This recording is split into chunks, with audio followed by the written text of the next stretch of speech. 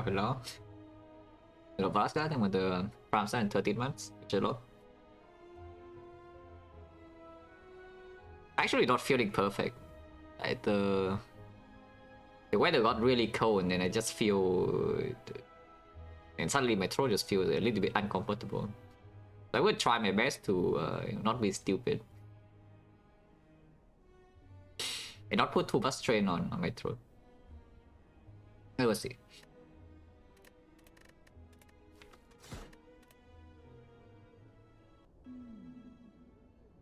And probably option 3. Boss at the end. Map is a bit annoying. I guess you can do 2 elites and 3 fires. Like here you do 1, 2, 3 into optional 4 into fire elite into fire and then burning elite. If you don't want burning elite and you want less shot, you can go here, but you lose Ogo from the also, that's a bit weaker. The 3 elite path would be a bunch of question marks on floor 6, floor 8, and no fire in the eye, which seems a bit weird. I have warm water, yeah, with some orange flavor vitamin C. Like I drink that a lot, and basically I just keeping my throat like hydrated all the time, but it's still dry, you know. That's annoying. I carry on with the Prime and 18 months special lot. Oh yeah, the Max Elite part in here is losing 2 fires and the part is more dangerous, so it's probably not happening. Unless we draw... I don't know what we need to draw. Yeah, not that. That one is like okay, but it's not that good right now. Yeah? Into Slime Boss is fine. It's a fine rally into Slime Boss, and of course it's very, very good against Lagavulin. 14, it was colder a few days ago. Like suddenly it was very cold. It was around maybe 9, maybe 10, and then it went up to like 17, 18 for a couple of days, and suddenly it drops down again. It's just kind of annoying.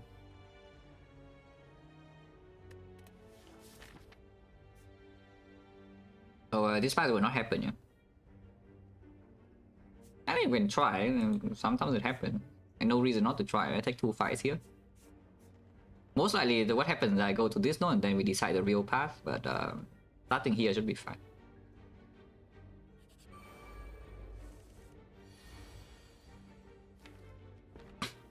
8 and 7. Take 5 now, or sometimes take 10 next turn. I mean, next turn we still take 3 if they both attack.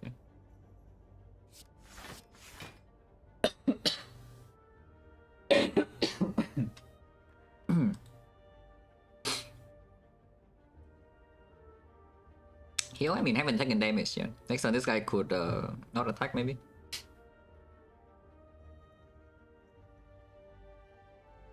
So I could strike now, or if I strike, I should actually strike at the 13, even though I was feeling better, and then the weather got cold again, and it just feels weird. It's not as bad as a week ago or something, but not completely normal, and not being normal is annoying. You know, you feel like you're at like 98, 99%, yeah, but there's always something that's slightly wrong, and it's just annoying as hell.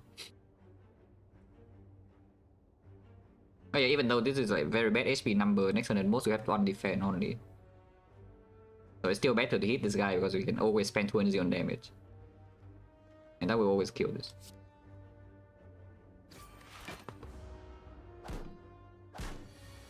Yeah, you see what I mean. Just save on HP. So once again, play the... Actually... Yeah, play the best line. I was taking the full 15... Actually, no. This time I take 2 and then last time I would take 5 more. Yeah, okay, this is the best line. It saves 1. There's nothing to do to, you know, take less damage on this. We still lose 1 HP net, but it's okay. Yeah, now we spend 2 energy on this to kill. Next time this guy never attack and we kill with 2.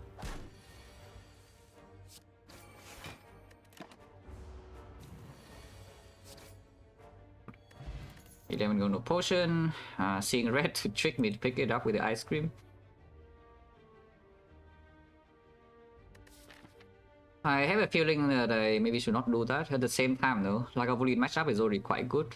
With the ice cream here and the armament as its best against Laga. Not that seeing red is better against anything else. Seeing red against sentries are cool. In the redraw you draw daisies anyway. Sometimes it plays. Into the knob, yeah, I don't think I want to draw seeing red in the knob. And in hallways fight for the most part, armament is still better. Yeah, it's just that this will, if we don't like get absolutely destroyed and destroyed, then the seeing red will probably be better than armaments in the deck with the ice cream. I think I should still take armor now, and we take 4 fights here.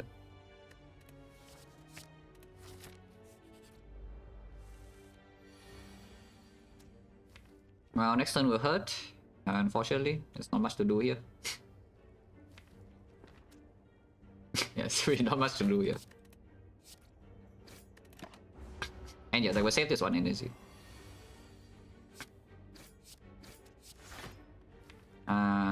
34 unfortunately is not killing. Again, this energy is not good to use. Yeah. Right? Yeah, I mean, you see armament are already doing something, you know.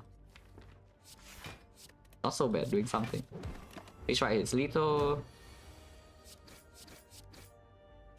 Actually, it didn't hurt so much because we did draw defense turn 2 and only attack 8 and then redraw it real well.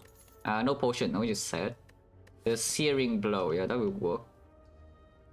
This is pretty unpleasant by the way because easy hallways are already over, yeah, and they don't actually have damage cards. This part is actually not the worst thing of all time I have ever seen with searing blow, but it's still searing blow, you know, without apotheosis stat, so let's not do let's not be stupid. Yeah, we can get 1 upgrade on the searing blow here, it becomes 2 energy deal 16. And then if you get armaments in, it becomes 2 energy deal 21. Well, that's amazing. You spend 2 upgrades, it deals 21 damage for 2.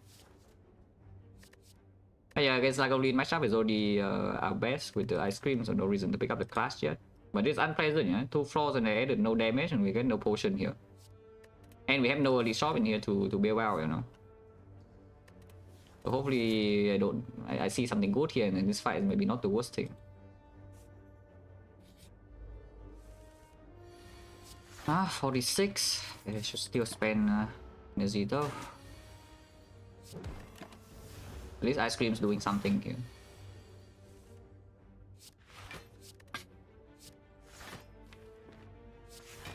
$26 is exactly so if we draw Bass to strike. Yeah, ice cream saves some HP here for sure. No potion, come on. Oh, it's really this kind of like again, yeah. It's a 3 fights no poison. My card is a nothing and I don't have a shop and the elite is coming soon. Hopefully this card is good at least. I mean, it's okay. It's not the best, but it's not the worst. It's okay. It's one of the pickable cards. Okay, so now the usual question, you know, do we pay HP in the advanced hallway or not? I have freaking 70% potion chance. Because if I walk into here now, yeah, we have, let's say, a P-Strike upgrade, the knob will hit me 1 time probably. The Lagavulin with the ice cream, yeah, probably will still hit me a little bit, and the sentries will hurt as hell. Oh, there's that 1 armament, 1 perfected strike, no potion, yeah, we want those sentries to lose at 50. The problem is that if I lose 50 right now, I don't die, yeah? But if I want to here lose like 25 or something and still don't get the potion, no card, and I want to here lose 50, I will actually die. So do we take the risk or not? Because once again, it's like 3 fights no potion, deck is a little bit mediocre, and starting Neo is like, it's okay. It saves some HP. This has saved some... It just saves HP last fight, right? It saved like what, 7 or something? Yeah, we would have been hit for 7 or maybe 5. Because I could maybe just not play it. That makes no sense. Yeah, it's actually saved 7. Okay, so it's not too bad. At least it's saved 7 in this fight. I think it's safe. I don't think it saved anything in the slime. In fact, in the slime fight, it costed me 1 HP.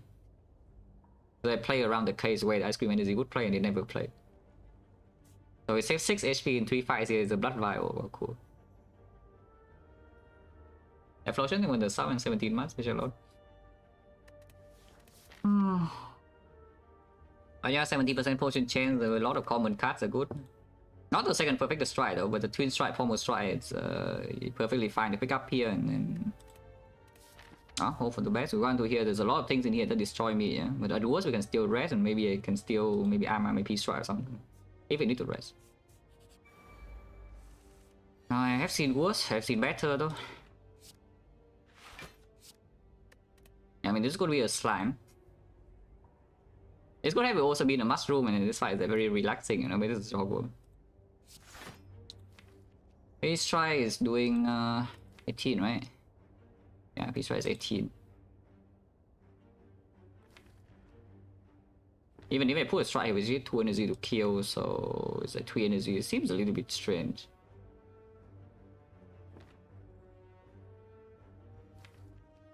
The problem is that this side next turn can just attack again, and then if we don't draw exactly peace strike, then we need to block, and then it's just like weird. But attacking this guy here, it opens the case where I draw peace strike next turn and just waste 1 energy for no reason. And then the Jawworm still full HP. It's a 5 out of 8, and then so we need to roll 3 out of 8, and this guy also needs to roll the attack. Yeah? So 3 out of 4, 3 out of 8, that's 9 out of 32. We're about to next peace strike, this guy attack again, and I'm a little bit sad. I don't think I'm that sad though. I'll show low Christmas and with the Prancer and Foreman special lord. This fight could hurt a little bit, but I think I don't spend energy here. I mean, you do an attack.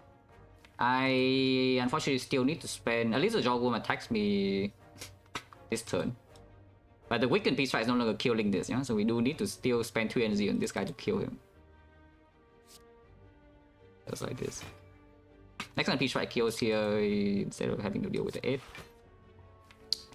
Playing the bash on here right now honestly doesn't even do anything.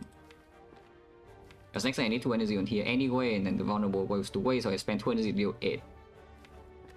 Seems stupid, he hasn't buffed yet, I will just block. Hopefully not giga dumb. Oh, doesn't look very dumb. You see the 1 energy is being stored as it's playing, yeah? Jawworm still hasn't buffed, and if it doesn't buff, they have no reason to rush here. We have the ice cream. Unusual Jawworm fight, right? But you know, it's progressing okay. One thing with the 7 and 14 month special lord, it could become not okay soon, but you know, for now it's fine. 1 energy for 6, it still hasn't buffed yet. I think I will go in a little bit in case that if it buffs, then we can have lethal turn after maybe. Is there any reason to not do this? If we do this for 2 energy, do 7, yeah? So it goes to 27, still 27, and next turn I have 4 energy. Yeah, if I draw peace strike, still lethal. If I draw block, I can block. Yeah, I mean, I draw block, so I just block.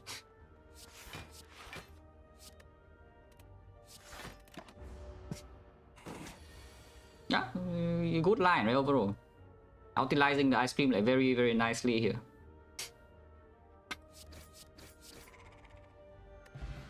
At least the knob is not going to kill me or something, but the sentry is still going to hurt as hell, yeah?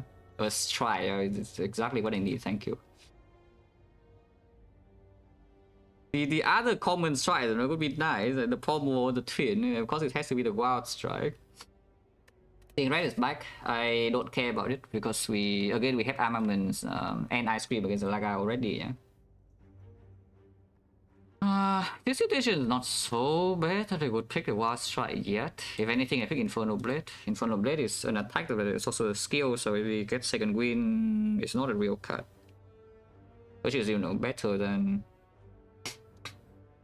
a lot of the other things. And I do have the armaments as well, you know, to combo it a little bit. And against the North, we do have the Ancient Potion already, so adding an Infernal Blade to deck that sometimes you cannot even play is not too bad. And if you play it to hope to roll for lethal, the extra damage you take is not that much.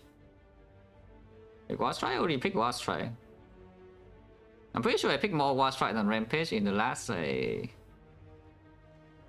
the last 3 or 4 months or something, and there was one run with the Wild Strike and it won. Rampage never gets in my deck.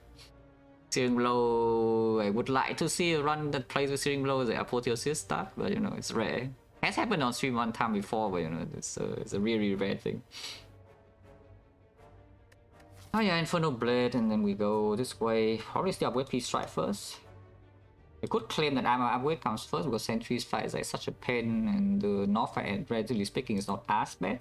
And then armor upgrade with the Ice Cream.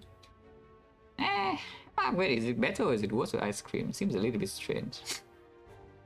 I guess it depends on the rest of your deck, but if you are still playing base cards like every single turn, then yeah, it's not as good. Yeah, probably still take Infernal Blade. I would really like to actually have this guy in my deck, but this deck at the moment is not it, you know. There we go here. One chance down 60 still. Not my favorite event of all time, especially when we didn't draw the good cards. Definitely not my favorite event.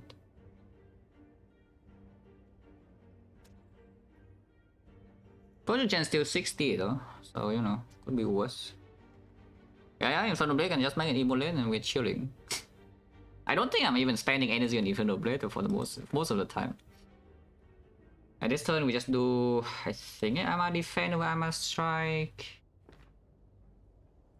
This turn is just Armor to double strike, kill one slime, yeah, but just wondering what to Armor.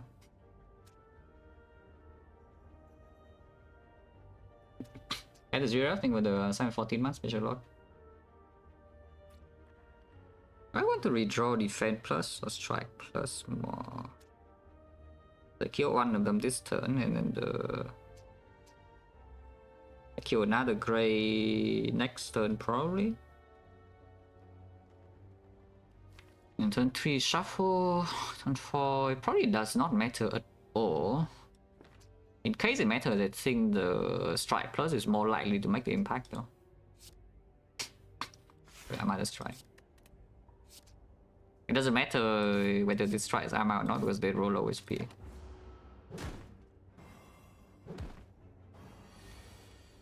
Now, do you want to roll gacha or do you want to just accept like 9 damage?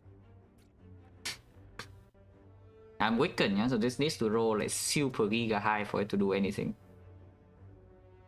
Because like Clothesline doesn't do it, Silver Soul is barely doing it, but it saves 1 SP if we roll Silver Soul. Like Carnage is, you know, same story. Yeah, I know, right? We don't play Infernal Blade, yeah.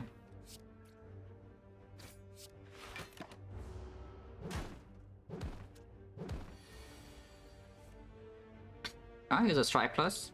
And because of the Strike Plus here, I mean, it doesn't really matter the upgrade. Yeah, even if it's not green, it doesn't matter. So I guess nothing really matters. Which is expected, you know. I don't really expect the reshuffle to matter at all. Unless I take damage because my defense is not green. It doesn't happen. Here now we can roll the gacha now. Wow. This wouldn't have done anything by the way, yeah, if I played it last time. So it's a good thing I played the defense. It wouldn't have done anything. I didn't kill any slime.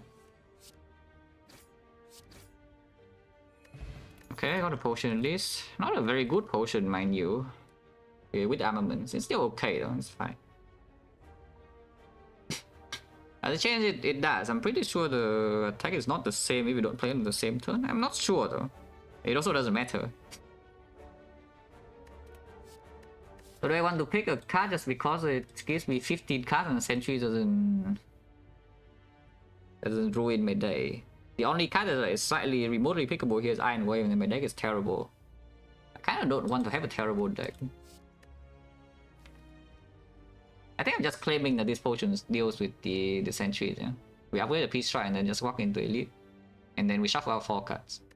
Deck is 14, so you know, bad or the Sentries could be really, really annoying, but hopefully it just doesn't happen. Opponent chance now is 50. We go here with Peace Strike and then keep walking. You could upgrade Infernal Blade with the Ice Cream as well, but I don't think I care about it too much, yeah, at the moment. Okay, like a Bullion. In theory, our best fight. In practice, who knows? But in theory, this is our best fight. Point chance 50. I do not mind. The next elite is like quite far away. It's like very far away, in fact. The artifact point in this fight is blocking the decks down, but honestly with the ice cream energy, hopefully it doesn't matter too much.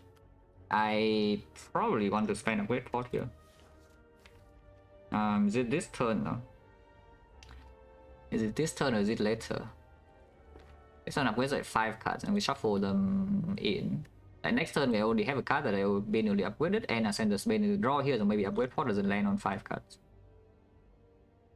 I do kind of want to upgrade Infernal Blade or whatever comes from the Infernal Blade itself though. So the rest of the force may be slightly more efficient than upgrading this kind of hand.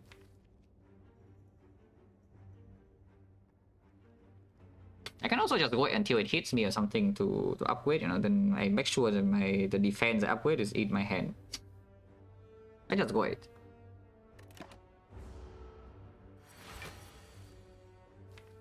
I mean, this turn is definitely open. Yeah, this turn is absolutely open, I'm telling you that much. But so we store energy for only 2 turns, but that's okay. We spend 06 energy here, unless you want to upgrade pot first. I think I open Infernal Blade first and see, and hopefully it doesn't roll like some crap like Whirlwind or something. I guess if it rolls Whirlwind, we can not open now and then wait another turn. That's kind of funny to think about. Then we have like Ice Cream Whirlwind Plus or something, maybe we can burst. I guess Clash could be worse, but Clash in the redraw is actually not bad in this fight. We just see what this is first. Okay, we definitely open now. So they still need to upgrade pot because this hand is not so bad. At the same time, the opponent is 50, and next time we know that we already full block. And upgrading the uppercut is like quite nice, you know. It's like permanently vulnerable. Next time we block, yeah, we full block and then maybe redraw lethal. It's okay, man. I think it's okay.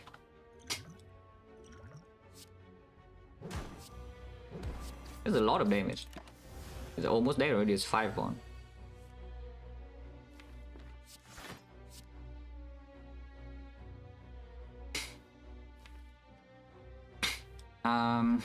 I think 9 hit 36, so we need to draw Peace Strike, otherwise next turn we get hurt.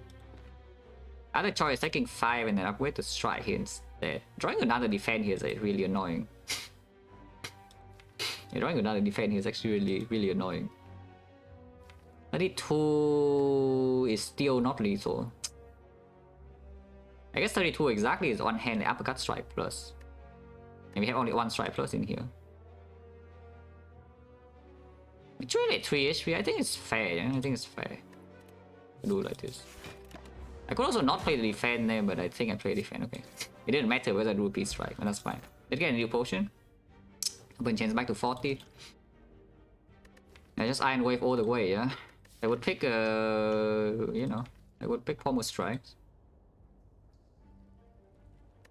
Well, from here we do have 4 card rewards now, but we just fought like Exodium, Wildlife, and and Slime Gang. So the super garbage fights are still there, but the easier fights are also still there in the advanced hallway. I don't need to panic yet, yeah? And pick something like Iron Wave here. Don't need to do that yet. Obviously not stupid. Point change now is 40. Single Blue Sever, in theory, a fight that we can deal with. In practice, who knows? Block density is not that good. Yeah, block density is not that good.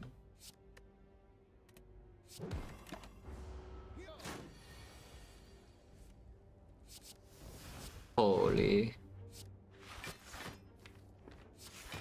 P-Strike plus 1 is already killing. Actually, P-Strike as alone is killing. I get a potion again. This potion is pretty good though on the P-Strike plus, but you know, point chance now is only 30. What weakness? Not the best thing I have ever seen into Slime Boss. On the other hand, is the Berserk Ice Cream combo. Yeah, that will work. We already fought like a Woolian, yeah? So this Berserk doesn't play in the elite. Yeah, Berserk Artifact for the one fight. Yeah, that will work. Yeah, probably just spot weakness. This deck is very unpleasant. Let's put it that way. This deck is very unpleasant. But hopefully it can become pleasant soon. And we are fighting Burning, yeah? Like, this shop is still empty and we have like more fires in here. Liquid memories, if we claim that the knob is no longer an issue because I have giga damage potions and this potion does nothing in Century, then it should just keep strength pot and memories. And then we can use one potion to kill the Burning Elite and the other potion to kill Slime Boss. Sounds fine. But really? I mean, I have seen worse lanterns. This lantern is guaranteed to do something with the ice cream at least. I mean, okay, guarantee is a big word, but you know, it usually converts into real output. Can I upgrade Inferno Blade now? Can I upgrade armor? Upgrading Inferno Blade just makes it a lot easier to play with ice cream. And then it still has some synergy with armaments itself. Yeah? I don't mind upgrading Inferno Blade. Of course, it means that we see Snecko or something, then it becomes worse, but that's fine. If I pick Snecko on the boss relic screen, probably my deck is not that bad and we have question card Lantern, yeah? To have some synergy with the Snecko if it shows up. Oh yeah, can I wait Inferno Blade now?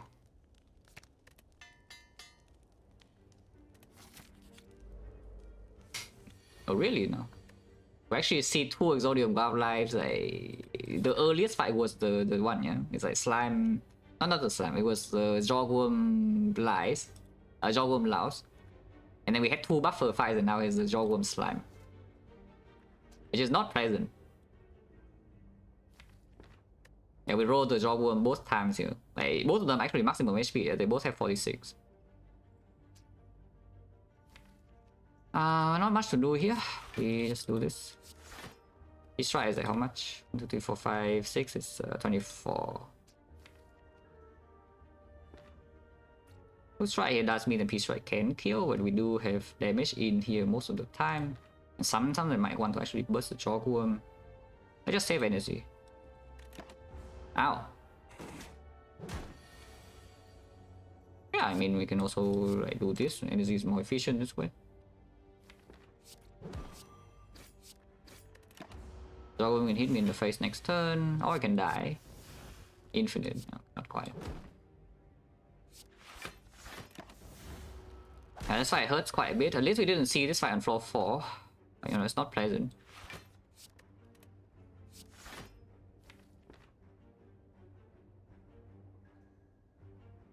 $16. It means it cannot bash Peace Strike, no? So it goes to 30, 35, 35. Peace Strike plus Strike is still killing. Guess we do this. Yeah, I could also just buff.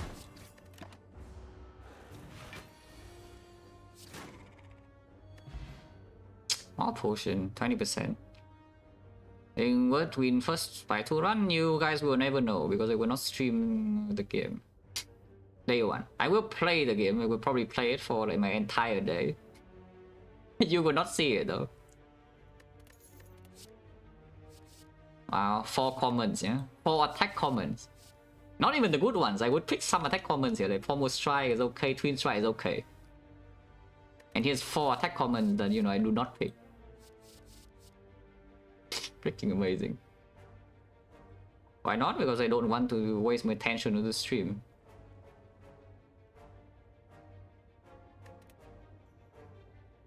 Yeah, exactly. In the lab immediately, you know, like why? I would stream it when I feel like it, and probably day 1 is not when I feel like streaming. And so if Info Blade affects I get stronger, yes. Yeah, potion chance 20% now, so now what? Is Power Potion better than Strength Pot? Probably, maybe, because even in the... Yeah, I mean in Slime Boss fight, even freaking 5 breathing or Evolve play, you know? And then of course Demon Form is better, Inflame is the same. So I guess Power Pot is better than the Strength Pot, probably. This potion is definitely being kept as a... Pulling my Peace Strike, I think 24 damage. Yeah, for attack commons, I don't care about any of these. Terrible. At least give me the good attack commons, you know. I would regardless pick a Power Strike here. Twin Strike I would reluctantly pick maybe, right? I'm not even sure about the Twin Strike. I do want the Perfect Strike to get one... To get one bigger, yeah. One bigger is when it's good. But right now 24 is a bit too small, 27 is just enough. One change now 20. Double Mushroom is usually a comfy fight.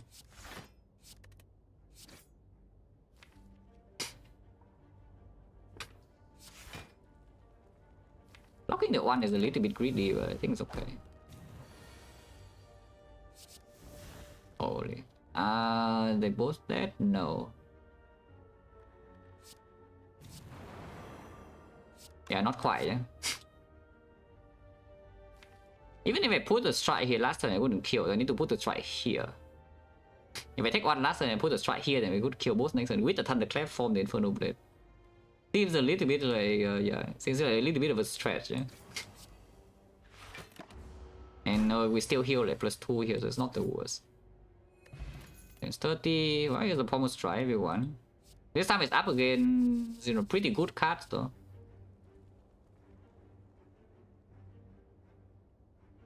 Discipline? Die to greed? No, you die to bad place. Let's make that very clear. You don't die to greed, you die to bad place. And I try to, you know, not make bad plays. I just like thinking about the game. It's really simple. I like thinking about the game. I cannot actually enjoy this game unless I'm thinking. And nowadays I can click through the game, win probably like 90% in like 1 hour runs. But doing that for me, I might as well just not play the game. Which is why I think. But that is the only way I enjoy this game nowadays. I need to think.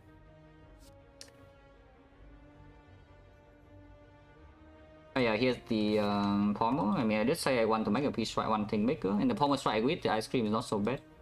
Disarm with the Ice Cream is also like something, because in the fight where Disarm is good, it's worth a lot of energy, yeah? So it kind of gives you an energy cheat in a way. And here's also the Blood for Blood to, you know, secure your loop attack. We are looping with this deck. Good job. Deck has like no draw, has no remove, even added like an attack. No self-harm. No exhaust. This will definitely work. I'll probably take Pommel and then upgrade the Pommel. I don't see why I would rest now, though. Yeah, we upgrade the Pommel and then maybe rest before the Slime Boss. Buff for good. 0 energy, deal 22.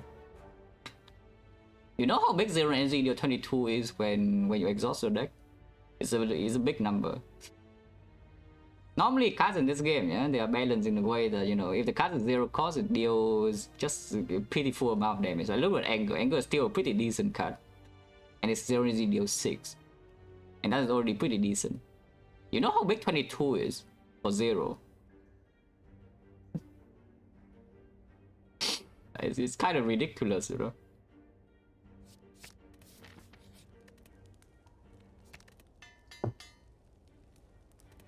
Chance now 30%. Just size knob. We probably use Liquid Memories here with our Bash turn 1.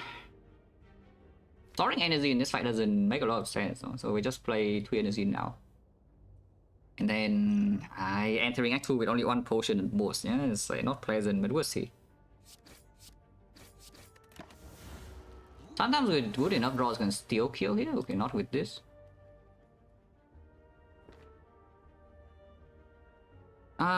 In fact, it could be very... I guess we can always Liquid Memories first before playing the Pommels. I always land Bash, Peace Strike next turn, yeah? I do always land Bash, Peace Strike next turn. And if the Infernal Blade high rolls, we can forego the thing. I need all my energy, though. So I will not play a defense here, even though playing the defense saves at 2 HP. 2 HP per defense. I will just play Double Strike to hope to maybe get a good roll enough to save the potion.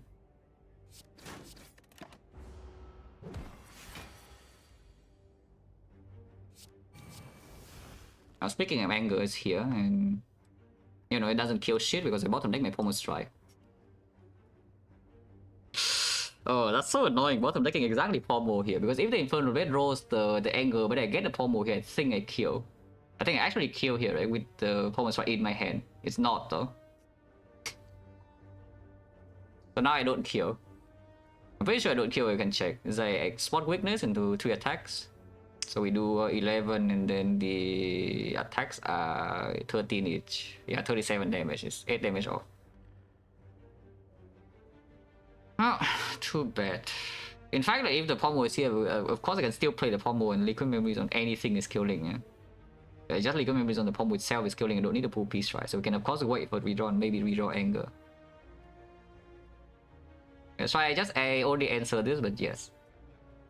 I answered it the first time you asked. But yes, the P-Strike does update inside the fight. In fact, if you exhaust, your P-Strike damage goes down.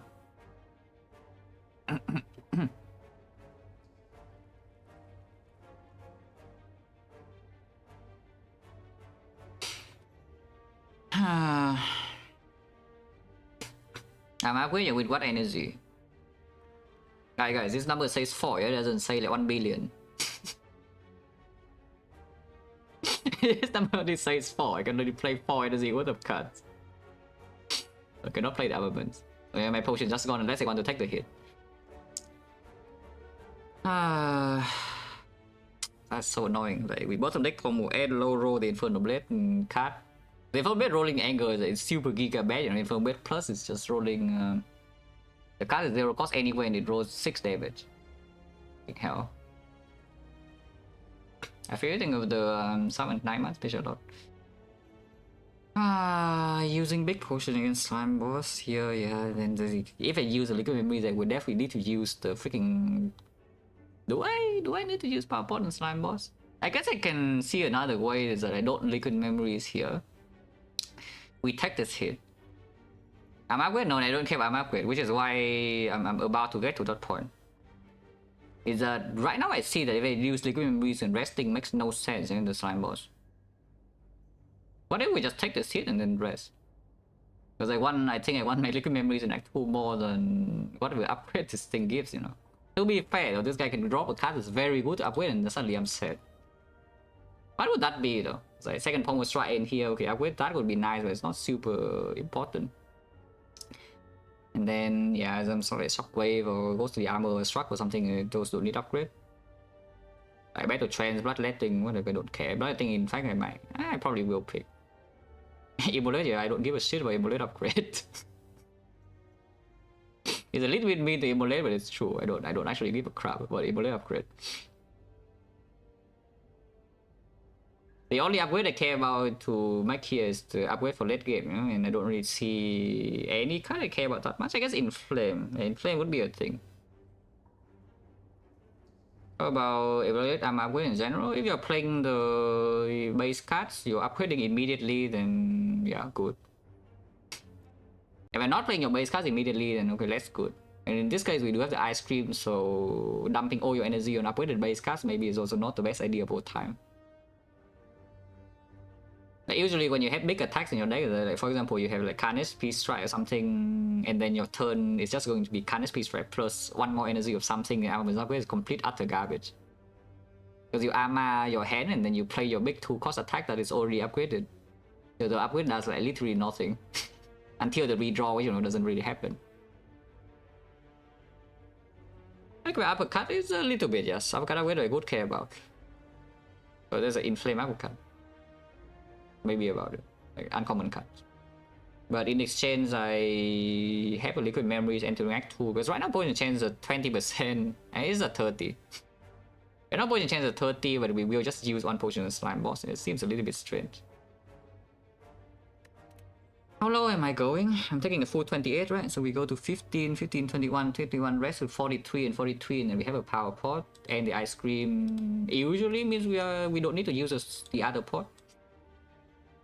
Oh yeah, sure. I do not need to play Spot Weakness, I think. Is that true? Yeah, is that true? I would play the armaments, yeah. So because armaments right here is still plus a little bit of damage. I don't think I care about upgrading. I think I just care about upgrading the most damage or maybe the strike. So we do bash and the strike plus and the anger. How much is that? It's 17 plus strike plus is 30 damage, so the damage 26. 26 is on 15, so it's on 19, and Pomo Strike needs to draw 1 attack. So do we have enough bricks in here to 1, 2, 3, 4, 5 exact? But we can only draw 4 here plus, and we have 2. So we see 6 cards. I guess the Spot Weakness itself can be a brick. Okay, so if I guess if I play the line of doing armaments into bash, strike, anger, yeah? And next turn I draw exactly 4 defense, armaments, and Spot Weakness. And the Spot Weakness needs to come from the Pommel Strike, by the way. If Spot Weakness is on the top 4, then we also kill. Then we need to second potion and then I'm set. So think about the Frozen 10 months and Sawi think about the 714 months special lord. Oh yeah, okay. So we just do armaments on the strike, play Bass Strike plus anger. The armaments doesn't block me. Yeah, hit me. I mean, of course, the draw doesn't happen. You know, it's an exact draw. Like marbles, no potion by the way, point chance 40. The limit break, yeah, right. Only good if I have Reaper. If I do have a Reaper, this will become actually okay. I do have a spot weakness. Yeah, this question card's doing great. Yeah, it's just in Act 1, but you can already see the power of the question card on the Ironclad character. You know, like amazing, man.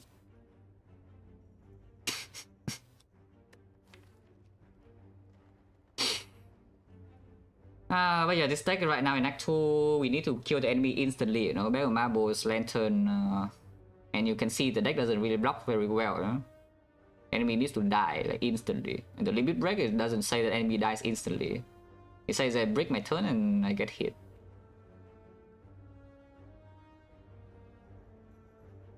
Yeah, sure, skip. Go ahead and rest.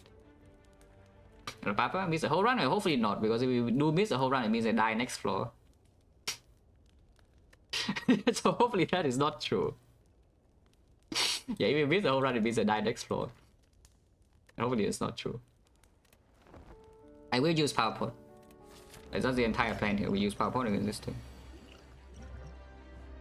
Inflame versus Evolve. I guess Evolve is just stronger, right? Like 2 strength and whatnot, but you're not bricking with Slam is actually such a massive deal here.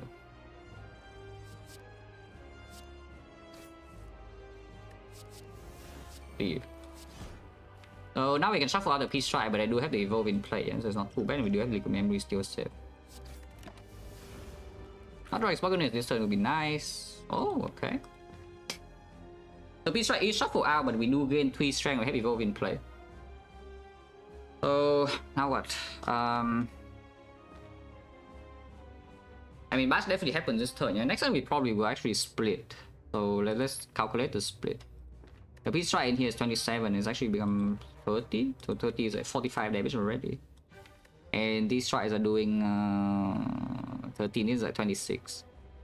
Yeah, 26 plus 45 here is already 71. It's on 33. I don't need 5 energy though, so we cannot spend too much energy here, yeah. And then the strike next one is just more efficient, so I guess we just play with the bash. The best card, Cleave is in probably in the bottom 5 of the Ironclad cards overall, without context. The absolute utter bottom trash tier, yeah, is like never pick unless you are literally dying or something. Is Wild Strike, Cleave, Clash, Rampage, and I'm pretty sad about it, but Searing Blow. Yeah, these cards should never enter your deck unless you're literally dying. Or you want to have fun with the Searing Blow, then okay, that's a little bit more excuse.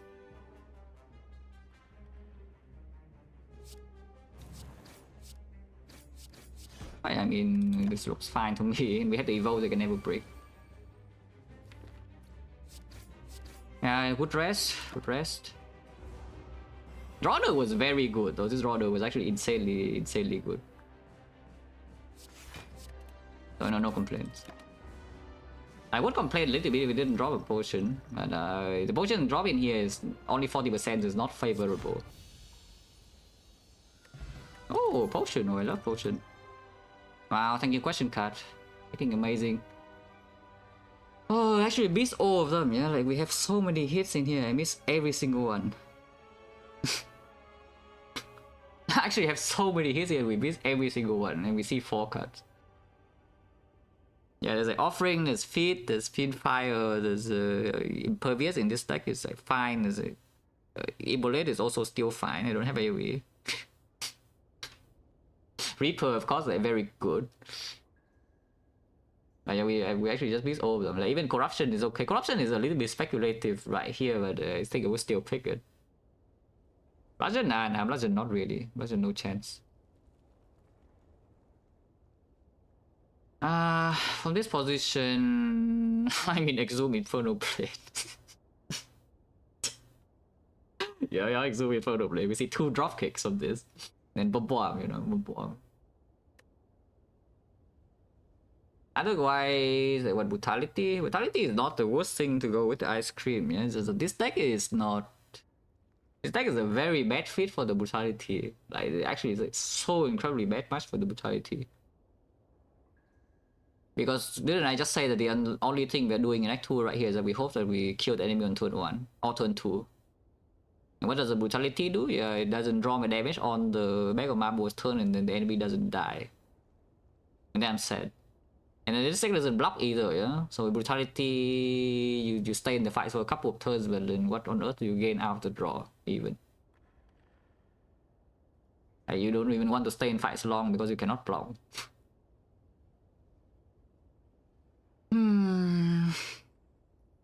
Oh man, skipping rare with like... Skipping rare with question card is just so incredibly sad. Speculative taking Exhume just because we have Infernal Blade and question card you can claim, and because the question card Exhume will work and then we roll Apparitions or what? Is that the claim? Then we just see Apparitions and suddenly the Exhume is good. I don't have auto protection, yeah, so we cannot go too crazy with the thing. I guess if we go events, because right now you buy straight, I don't like that much because the only big damage in here is the Peace Strike, but it's not the worst, we have 5 strike. But if we go question mark, you can maybe see Ritual Dagger also, and then the Exhume is playing with both, you know, it's like either the Ritual Dagger or the Apparitions from events, and he only plays with Infernal Blade. It could play with some other things later. We do have 2 potions and Act 2 and a little bit of gold. It's not that much gold. I cannot buy super giga premium things and then removing with the Peace Strike right now, and we don't have any exhaust base yet. It's not very good. So the React 2 shop is not even that strong. Why is this position so bad?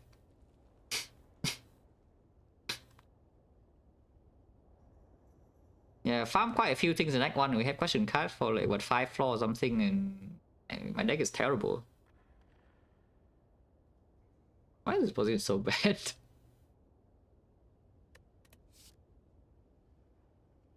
But yeah, I guess if we speculate on anything here, it should probably be Exhume. Yeah, if we do want to speculate on one of the cards here, it probably should be Exhume. So I take Exhume or not, because I don't think I pick any of the other 3.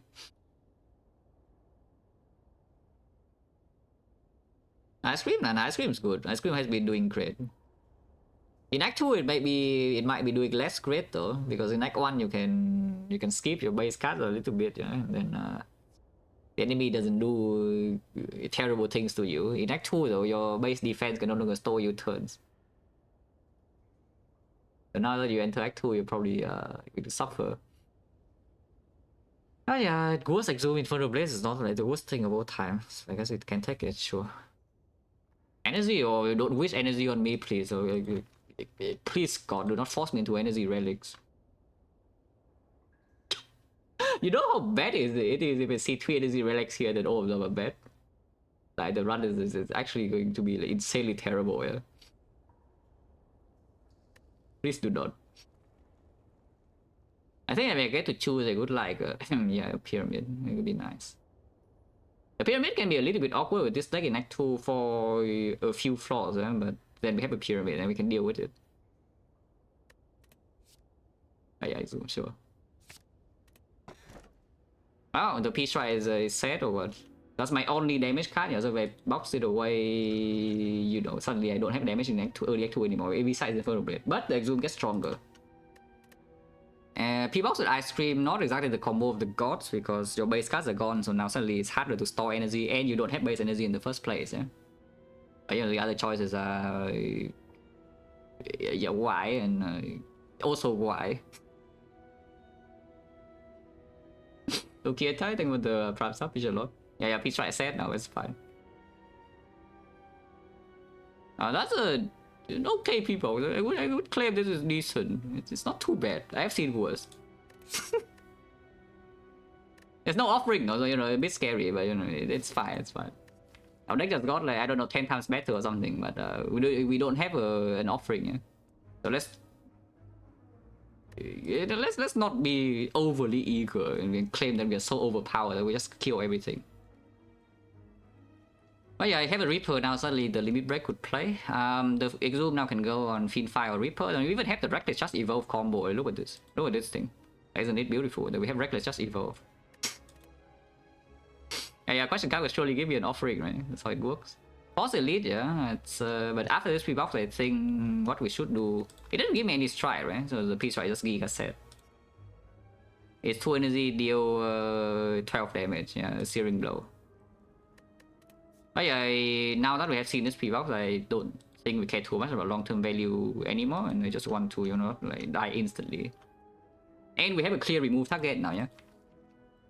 The deck goes from having no super good remove, because, you know, removing strike or P-Strike as the main damage is a little bit annoying, and removing defense just weird, to now that we can just click the shot and then remove the P-Strike plus. Oh, they block now? They block better than before. Do you realize that before I only had base defense, right? And now I have a ghostly armor. My block is doubled. You do realize this, that you are not blocking freaking Act 2 with defense binders, yeah? Let's make that clear. You're not going to freaking play your defense binders and then claim that, okay, it's going to be fine.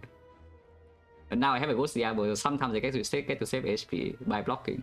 Other times, hopefully I can kill, but it's not that easy to kill turn 1 from here. It's not that easy to kill turn 1 here, even with the marbles. Because these cards are not, you know, massive numbers. I would also like to be able to block, by the way. If we can stall the enemies out and blocking would be amazing, because then we can spot weakness it up and then Reaper boom boom. I just heal full, you know, for any fight I can stall. Oh? You see this?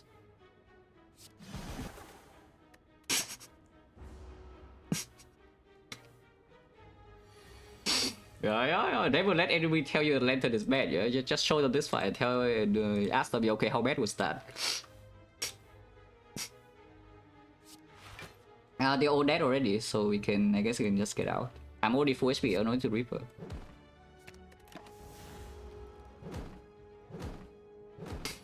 Okay, yeah, sure. Upgraded, yeah, once again 4 attacks, amazing. Thank you, Ironclad. I don't care about this upgrade though. We already have one head, but the deck is like it doesn't really have a lot of cards. And 12 for 1 is still not anything to really write home about, you know? Where's the Shockwave? We like Shockwave. And an offering. And a second win.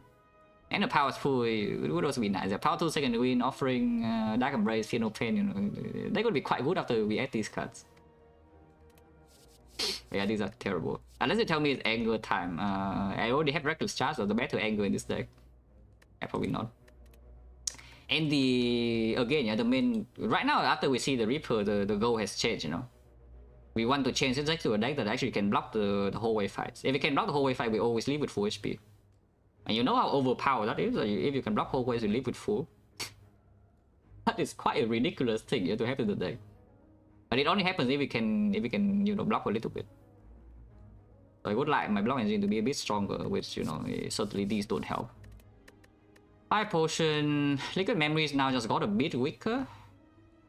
Yeah, I mean, we no longer have the Giga Big Attack to Liquid Memories back, and Firepower is just 20 damage, and I guess you can claim that you can Liquid Memories back your like Reaper or something, or there's spot weakness before the Reaper and get heals more, sure.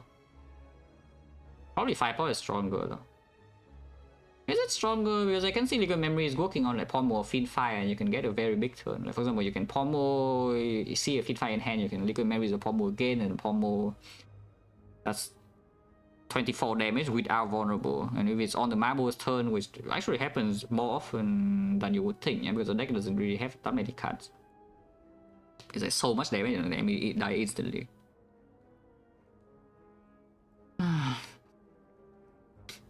Over a week ago, NGO Idol during the stream, American Coin. Yeah, unlucky. Very unlucky. But yeah, if you are the type of person that game appeals to, it will eat all your time. That game appeals to a very specific type person, yeah. But if you are that type, then you know, it eats all your time.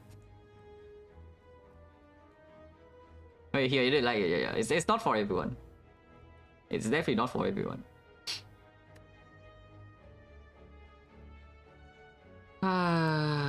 Yeah, file over memories. We still have the other thing. I just damage. I guess memories. How often is memories less than 20 damage, really? And on turn 1, of course, a bag of marbles, we can even be more, yeah? As we just said, like, with a pommel combo. I guess memory is still stronger, huh?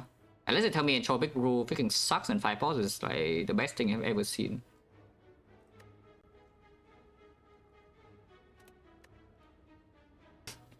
Speed Titan 2, yeah.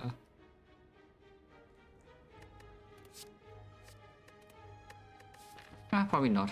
We still go shop though, even though we cannot buy uncommon relics here, yeah? And then anything broken I cannot buy, and I'm sad. That's fine. I can buy a broken thing. How broken is this though, really? Probably quite strong, right? Frozen Eyes, nice and oh, you can open some Havoc. Yeah, Frozen Havoc literally in the shop. Otherwise, you can do Insect and remove. Or I can buy Shackle. Shackle is a pretty freaking good as well. It makes Exhume stronger. It's an extremely efficient block to go with the Ice Cream. A little bit poor, yeah? Because the Insect rolls are almost max price, you cannot do Insect Shackles. So how strong is Shackles really in this deck? It'll be pretty freaking strong. It's pretty freaking strong. At the same time, we are fairly close to exhausting down already, but right now we just have no payoff for the exhaust down, yeah? Is that I play feed 5 my whole deck and then what happens really? I don't really do anything. I guess I can play Reckless Charge and do pommel into the days and then draw back in the Reckless Charge and play it again.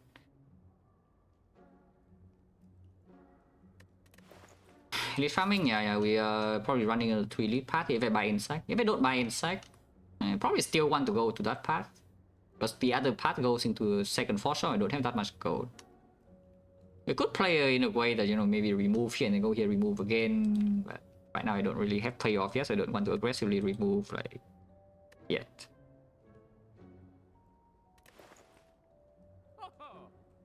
Do I need Insect? Against the bull stabbing, we do exhume disarm sometimes. The disarm is not plus though, and we don't have weakness, and you know the thing still hits you quite hard. So it's not exactly the best plan of all time to try to block bull stabbing. Yeah? Unless the disarm is green, you can armor disarm plus and exhume disarm plus, and suddenly the book doesn't really hit you for much at all. Like 1x.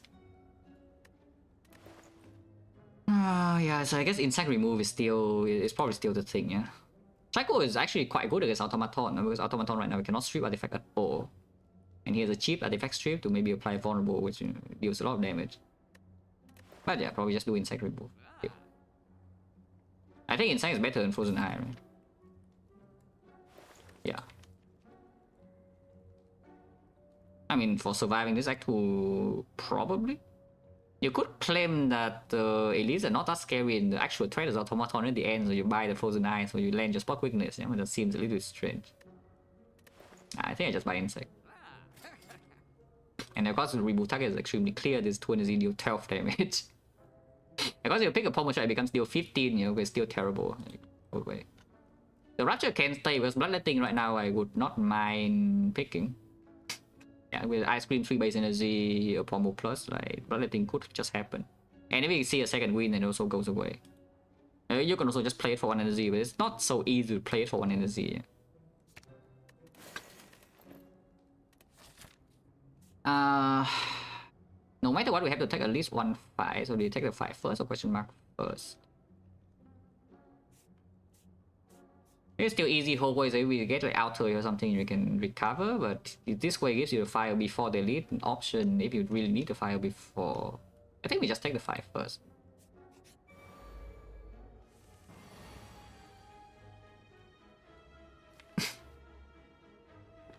$32.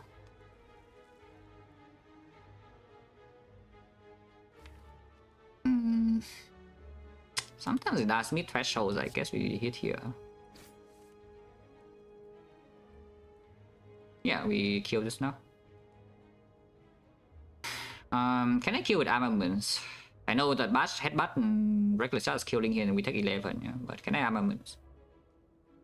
Oh yeah, upgrade will be nice now by the way, because suddenly now we no longer have base cards. So the armaments we upgrade will just land on, you know, like all the decent things.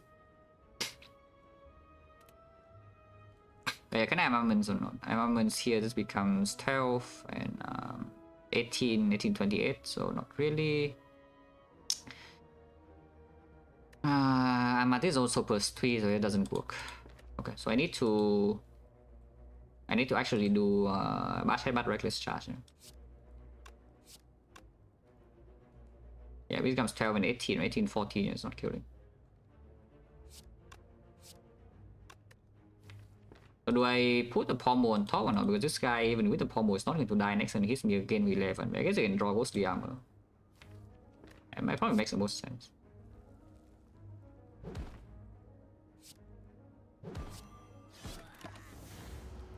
Oh yeah, pommel into Fiend Fire doesn't kill. Does it not kill? It doesn't. Yeah, it's only 45 damage. It doesn't kill. If I bottom deck the Fiend Fire next turn and not playing the pommel here is a terrible mistake. I guess we just spot weakness and pommel. I guess we can pommel into maybe disarm ghostly armor, but then it can hit me again next turn and we are like kind of sad. Starting on NZ is not the worst though. Okay, so I guess if I exhume its disarm here, next turn it attacks me, I can like maybe Inferno Blade and then exhume disarm at worst. We can still Reaper. Actually, no, that. Yeah, probably means spot weakness just makes more sense. If it doesn't attack me next turn, then just Reaper. And if it does attack me next turn, then Fiend Fire is exactly true and we don't get hit. It just makes a lot more sense. I really attack. Piece of crap, and now I cannot Reaper. I must Fiend Fire unless this rolls something good. At least we have exactly two here, yeah, so I don't get owned. You can reroll actually. If you exhume the Infernal Blade and it rolls a Bludgeon, then you can Bludgeon Reaper. And you still have energy to Fiend Fire, yeah? Your head doesn't get smaller. Gotcha. Well, I mean close, but actually no. Reckless Charge in hand, it works. Oh, Reckless Charge in hand, it actually works. It's 41 damage. Oh, easy. yeah, Exhume Infernal Blade. Yeah, look at this. It's Exhume Infernal Blade. Yeah, it is 7, 31, 41, yeah, with the spot weakness damage. Oh, in fact, we even have 44 with the body slam. More entropic brews. I mean, no reason not to drink this and then see, and then, you know, if the potion sucks, then we can pick this up. Sentinel to go with the Fiend Fire one time. On the other hand, we can take the Struck, which, you know, is not bad. Struck to have the loop play of like Pommel Struck. If we see a Bloodletting or something, then that can be something to do after we Fiend Fire our entire deck. Not minor though, it's a bit mediocre, but it's okay. Any Fruit Juice? I think I still want Liquid Memories, yeah? Instead of discarding it here and then opening this and claim that one of the two random potions will be better than this, I don't think that's true. Okay, Entropic Brew and hopefully see a Fruit Juice. That's a pretty good potion. It's good later though, it's not actually good now. It's a really good later, yeah, but maybe later on, with how this one's going, the trajectory is that we are going to be strong enough. Probably not, right? I think I still want the output potion just for... Yeah, the main thing is maybe for Automaton. I claim that Entropic Brew is probably better in the game than Brew in Automaton if we save the potion until then. Could be true. Could also be wrong, but I think it's true. Second struck. We can take more question card, but suddenly here's Advanced Forward already and it's not super giga present to fight Advanced Forward immediately. Now there's something about this though, is that this portion of the map you don't actually get your fire. It's like you front load your fire here and suddenly here's like 3 elites in the row plus 3 advanced hallways and then you finally get to safety. It's pretty dangerous. If you're bleeding out on these floors, you die. And this deck is not like the greatest thing of all time against the advanced hallways, and some of them can actually really hurt. Sometimes we take 0. I mean, you see, we play easy hallway fights in here with the Reaper, we take like 0 damage net.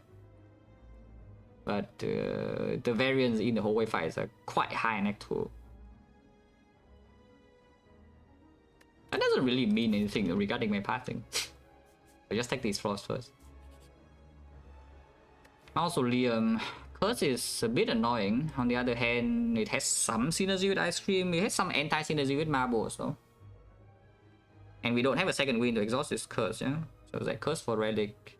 We have the preserve insect. In the automaton fight, this rise will be annoying. And we cannot remove it unless I path to another shop, which I won't. Or we see a second wind or maybe a true wit or something to get rid of it inside boss fight when the fight goes super long. How close is this deck to actually be overpowered? Because if your deck is basically what the Mausoleum is, you know, it's like you're trading a random relic for a random card on turn 1, you know. Instead of playing your card, instead of drawing your card, you draw your relic. So how strong do you think the average card in your deck is in this spot compared to a random relic? It's like really close to being strong, but they're not quite there, you know. These cards don't have we don't have this like cheating output, you know, like the blood for blood, for example. That would be the cheating output of this deck, maybe once. It's a really strong 0 cost damage card. The Reckless Charge can attempt to do something about it, but it's not strong enough, yeah, to do this job. And we don't have debuffs either. We don't have permanent debuffs. Like, vulnerable is only the buff. There's no weakness, no shockwave, no uppercut or anything. The Ice Cream die. That's the thing, yeah. Ice Cream speak for it, and then Marbles speak against. So what do we care about more? Do we care more about Ice Cream or Marbles? I already have the insect, you know, so like how much do I really need the Marbles to do its job in the elite fight? And of course in the automaton and Marbles, it's just strip on a defect and it doesn't do anything. It doesn't do anything else. And we don't need to spend so much energy on turn 1. I think it's okay to click. I mean, that doesn't do anything, but you know, having this in the relic bar makes me feel a little bit better. It doesn't do anything, so we just got a curse here for no fighting power. Yeah, we actually gain 0 power in the fight, but we got a Rise curse.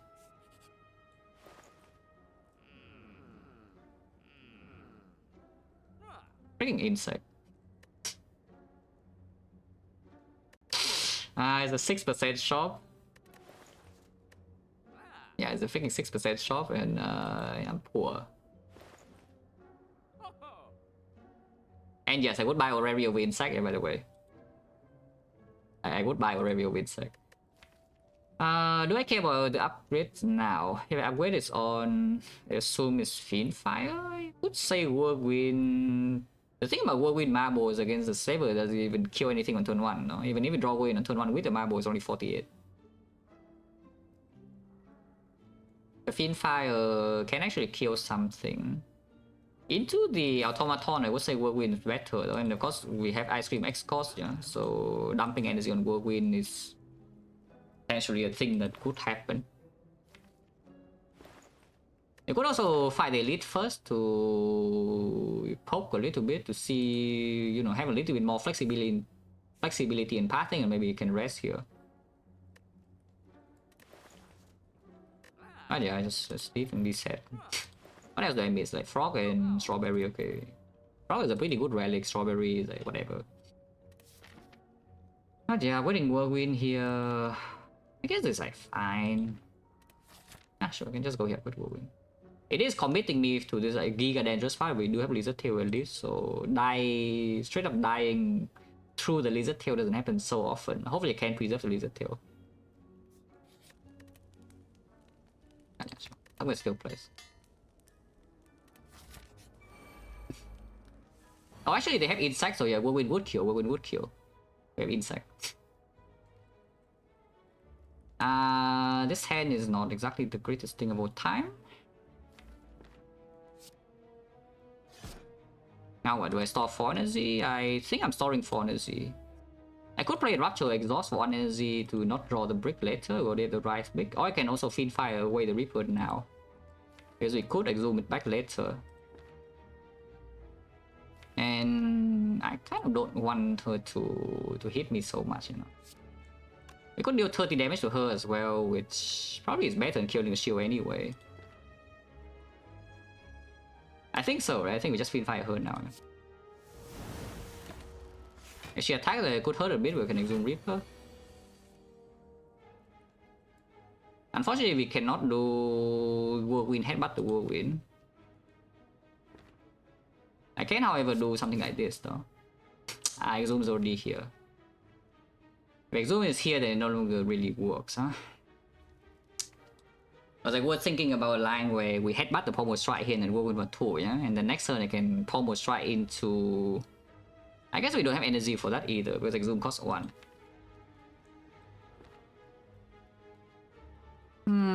So do I still do that line or not? Because I could headbutt the Pommel now and then just Whirlwind. And next time we do have like Pommel into some Inferno Blade or something, she can attack. Other choice is that I can also disarm her and claim that if she attacks it doesn't hurt that much. I think I just want to go aggressive line now. We do this.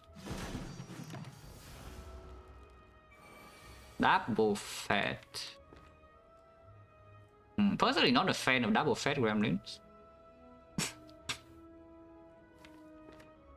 Yeah, I would claim that personally I'm not a huge fan, you know, double fat gremlins. So what happens here? Because we have liquid memories, I think what should happen is that I spot weakness into Pommel directly on her and we go for lethal when weakened. Cannot kill both of these, there's no chance, so we will be debuffed next turn. And killing one of them is also difficult, I need to spend all my resources and she's almost dead already. I think what should happen here is we spot weakness and then just Pommel Strike. You can also bash Pommel Strike and ignore the spot weakness strength to make sure she's vol next turn. But it does mean that we are taking the full 10 here instead of maybe being able to block a little bit. But like the Struck, I also would not mind playing the Struck, because next turn drawing these cards is like kind of bad. Yeah, sure. Do something like this. The Wild Strike. Somehow I feel like that's not the best thing, but it's probably okay to play still. We would have a wound next turn, yeah? So we have a wound and 4, but it goes to the Armor Dies Exhaust.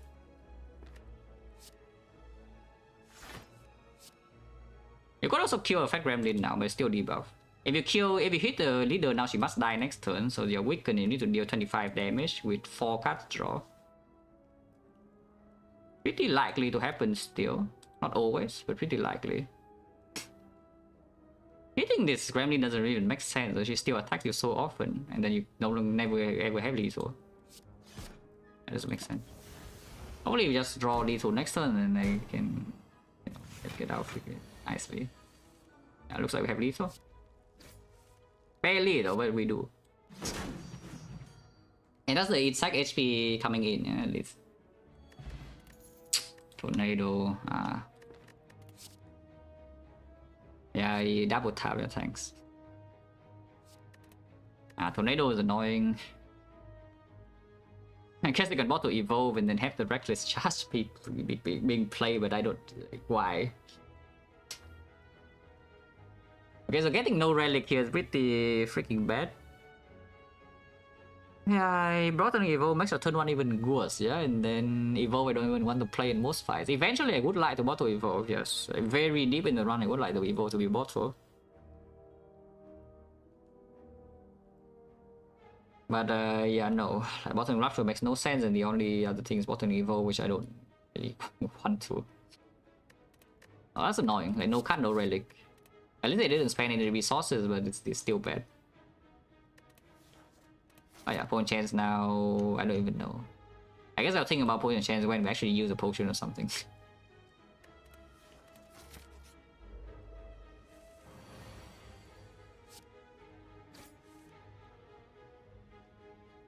I can still play the evolve though, which I will.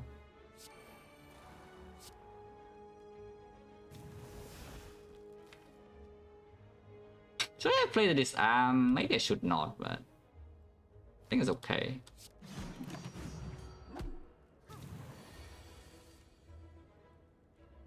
Yeah, this guy's hitting me for like a lot. And we can spot weakness her maybe on Reaper up. It's not super easy though. The deck doesn't have a true win or something, so we do draw bricks. Also next turn, this guy's not even dead yet. Unless I feed fire this away, which I guess I should, huh? Very cool, but now I can exhume the... Oh, that kills my spot though. And I didn't draw the Infernal Blade to roll the card first. It's kind of annoying. Rolling double Infernal Blade does mean I have more bricks in the deck for Spot Weakness Reaper to even land, no?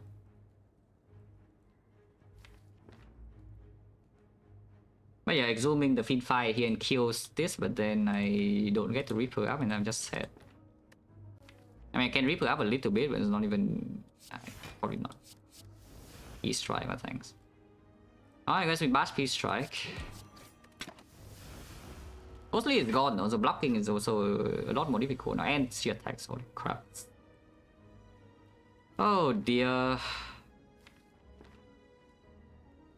Yeah, and that's what I'm saying, the Act 2 Advanced Forways are very, you know, high variance.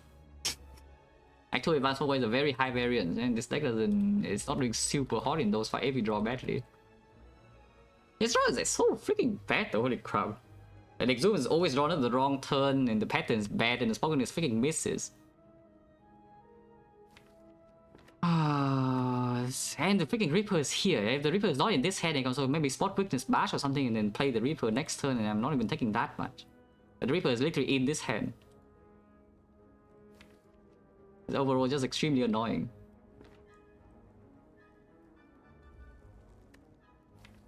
Because now if I exhume the Feed Fire, then because my Reaper is gone, I just take 13.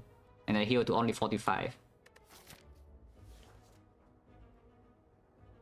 She already healed twice, so this one she either buffs or attack.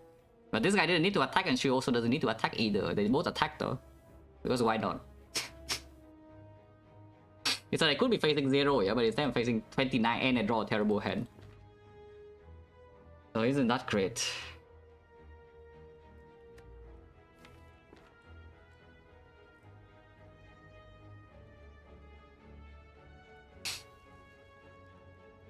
So I see a couple of lines here. If I'm mistaken, I'm leader? Well, that's the draw the for you. That's why I'm saying I'm always the most scared of the draw the elite, yeah? Like people always ask, okay, what's the worst elite for the deck? Yeah, the worst elite is a draw the elite. And here it is, a draw the elite. Memories? No, don't think about potioning. Like, do not, like, just pretend that none of these are here until, you know, this actually gets in the dangerous position. Like, these do not exist. Like, close your eyes. They're not here. That said, though, I am actually thinking a little bit about liquid memories, but not for not this turn.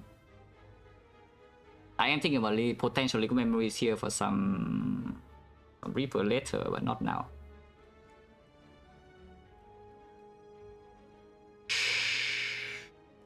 So a couple of lines here. I could exhume Ghostly Armor.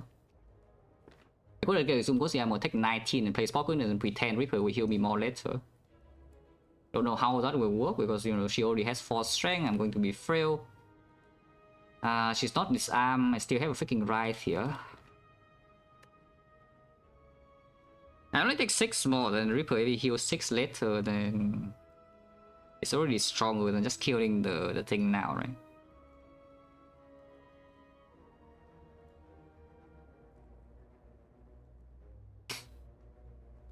Yeah, Exomosi Armor should actually... It's positive. It should be positive HP unless the pattern is really, really bad. She attacks again and we draw no block. Then I will lose HP.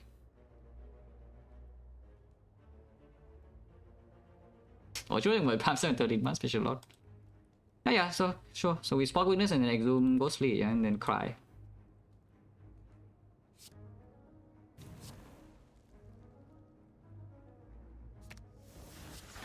Ow. Your Ghost Blogger, you could lick memories this turn if you want to for the Reaper. I really don't want to, I mean you could.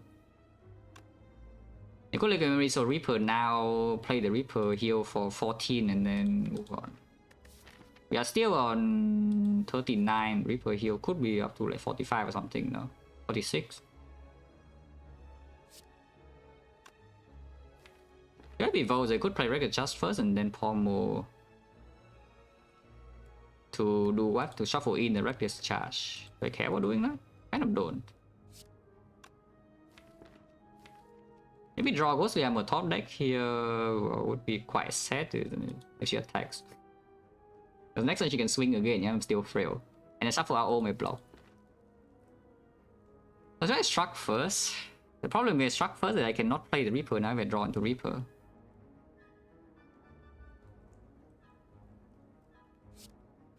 Probably not. Reckless Charge, and then we just do...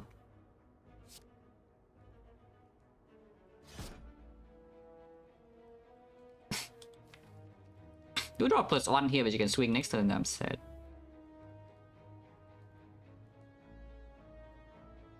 She is healing, yeah, so it doesn't matter what attack I play here. I mean, as long as I kill this, like, she does not heal next turn, so you can choose to attack.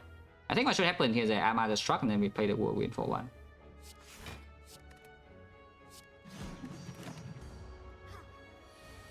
Piece of crap. And it didn't draw me block. Oh man, we're actually rolling the awful pattern here. Whirlwind because I want to do... I want to Armada struck. In case I struck here. Because even if it's Reckless Charge in here, she still hits you this turn, you know, she's not going to go below the threshold to heal. If she chooses to attack the turn, she still will attack. And then you don't have a shock plus that you could draw here. But if I didn't draw it and she also attacks, so I'm sad. I mean, we can stay here for a bit though. 14, sure. Ow. Oops. Bashing here and we can Reaper and get out with 15 heals or 48 is not the worst.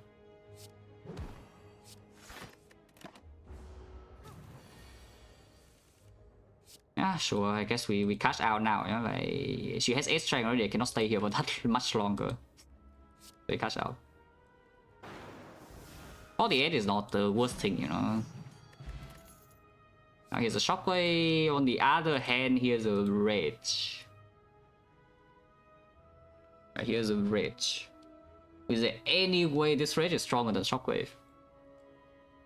Because this Rage is pretty freaking damn strong. We can exhaust it. It's just that right now I don't really exhaust yet. I have on Fiend Fire, no Burning Pact, no True Wit, no Second Wind. After I play the Fiend Fire, my deck still has around 10 cards, and then the Rage can do quite a bit, but it doesn't do that much. On the other hand, Shockwave is just, you know, Shockwave. The Rage is working nicer with Ice Cream 3 energy base though. Definitely. But yeah, probably not. The thing is that I really want something like this later, yeah, but of course I also like something like this later. So what is higher priority? Is it Shockwave or Rage? Because Shockwave certainly makes us stronger in these floors, I would claim.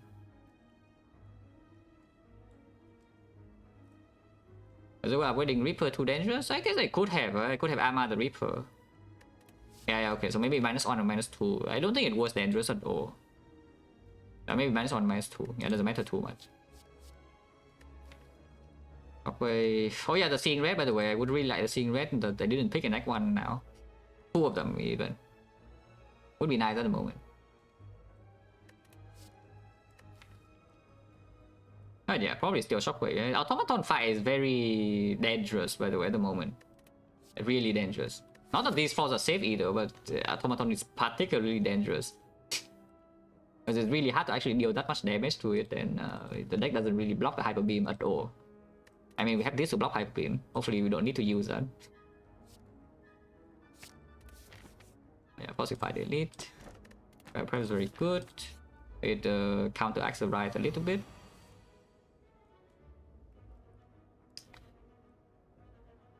Weaken on turn 1 is not great. Whirlwind is not in my hand. If Whirlwind is in my hand, they're all dead, by the way, but it's not. So do I start with Pommel Strike first to fish for the Whirlwind for 3? But if that's so, I should Pommel Strike here, and Whirlwind for 3 can still kill both. I guess if I draw feed fight, I can also feed fight this guy. The problem here does make some sense. I don't want to commit energy on spot weakness yet. Yeah? What about now? Spot weakness into Reaper? Yeah, Rage in here blocking 6. Shockwave is doing nothing if I don't play it. Because I might actually just spot weakness Reaper now instead. Take the full 29. Because Reaper is unfortunately in my hand right now, so I cannot Reaper. I guess I can headbutt it back, but it's not super likely. Or I can Liquid Memories. The potion is still here, we can use it. I think I just spot in Reaper though. If I spot Reaper right now, it deals 10 AoE, yeah? And I heal to full, of course, and I take 29. So we go back to basically the same HP. 3 energy only next turn, so if you don't draw into Whirlwind, could be a little bit annoying to kill, but I can exhume Reaper sometimes.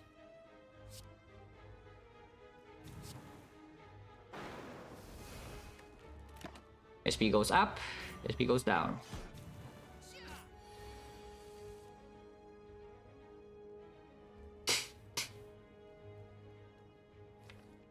Now, unfortunately, the Exhume is here and not the Whirlwind, so I'm just sad. Yeah, because right now if I feed fire a way to kill this to not get Vaughn, I exhaust my Reaper and then I'm sad. We can Liquid Memories the thing. We can Liquid Memories the Shockwave and then exhume Reaper, play Reckless Just Kill here. And next time I'm vulnerable, but they are debuff, and you know I draw Whirlwind so they die. Pommel? What Pommel? If you Liquid Memories here, please freaking get a Shockwave, yeah? They just Reaper is Reckless Just Kill this down. So is this better not to use a pod? Because I guess maybe it is. Yeah, this draw is again not like best thing I've ever seen. And this fight again can get weird very soon. And I really do want to have enough HP for these flaws. Eh? We actually must preserve Lizard Tail before Automaton. That's fine, I can block. But yeah, Shockwave is definitely the best thing to get back, yeah. So get back Shockwave and then Exhume Reaper. It deals only 7 AoE, but then Reckless just does kill this. We once again heal back to full. Actually, no, we don't. This time we don't heal back to full. The Reaper is only 7 AoE and not 8, so we heal to 67, yeah, perfect number. And then we take 12.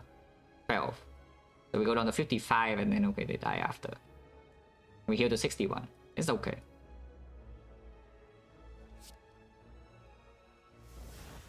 Yeah.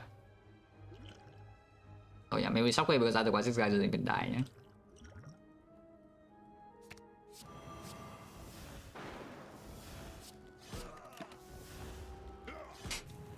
No, if I was a good bottom deck exactly Whirlwind here, but even then we have Headbutt, Inferno Blade, so I could take at most like 10. Are you? Stone doesn't do that much. I guess we do have Struck. Yeah, I mean, Struck Pommel, the output increases a bit. Still nothing here though. We can do a Will Reaper, you're on 3 base energy, good job. Can do a Will Evolve and then you go Giga Evolve Reckless Charge, I mean, no. Oh yeah, 3 attack commons by the way. And actually no, it's not attack common, it's attack uncommon. And the dual wheel is also here, I guess. No potion, yeah. We count this, we do have like this. Wow. Do I like to play the bigger Whirlwind or the smaller one? Can I Reaper or not? This Reaper loses so much damage on these things and they still are not dead, yeah? Not even close to dead. I would deal 30 AoE instead of 48. I think we just deal 48 and get the hell out. Headbutt is also here, so you know, it's not like we can draw the Reaper anymore. There's no Exhume. That's fine. Maybe we can... Yeah, maybe we can Reaper the last one for like a bit of HP. You know, it's not impossible.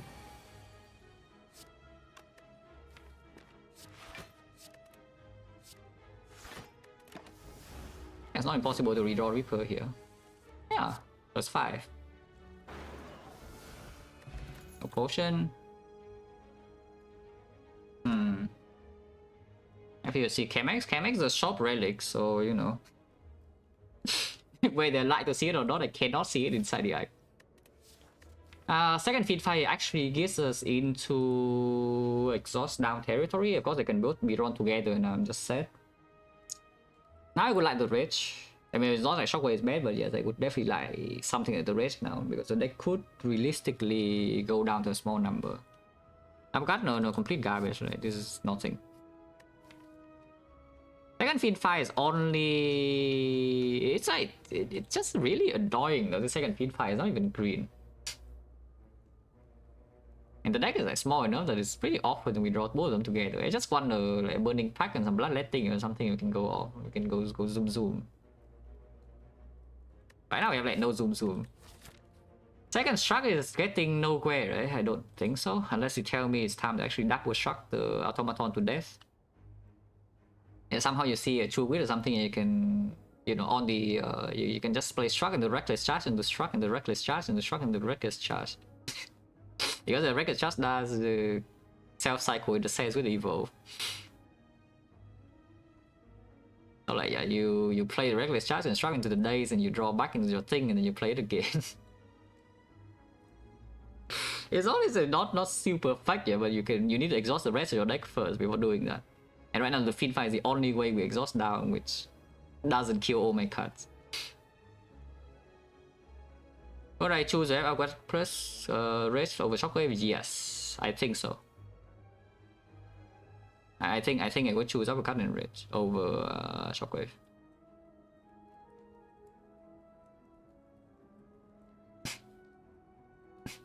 And 7, no, it's only 27 block when it's attacking, you know, and we sneak in some damage. Like the other turn, on the off turn when it's not doing anything, I'm playing attacks instead. I play like Pommel Reckless Charge, and maybe you can do something about it. It's not great though, it's not really a great plan. Raw skipping the scene fire is like super strange, no? Because exhausting, yeah, the deck still has pretty decent things to do if we can exhaust now. And not that drawing feed fire on turn 1 is so bad either, yeah. Yeah, probably right. You can take second feed fire over skill. You can also take second pommel with the intention to upgrade, because then you improve the existing feed fire in your deck and you already have the zoom. Which is also true. It's like if you take the second pommel here, suddenly you see one bloodletting and you can pop off, you know, the bloodletting pommel, and of course you are killing yourself, yeah. But by killing yourself, you're also making yourself stronger. The rupture and the reaper can do it at the end, and you have infinite damage. If you don't take a second pommel into upgrade, and even if you see a bloodletting, you don't get anywhere, you know. I mean, I guess you can pommel struck, but it's not that good. The second pommel here needs to be green. If you take the second pommel, nothing, you cannot make any other upgrade instead of the pommel.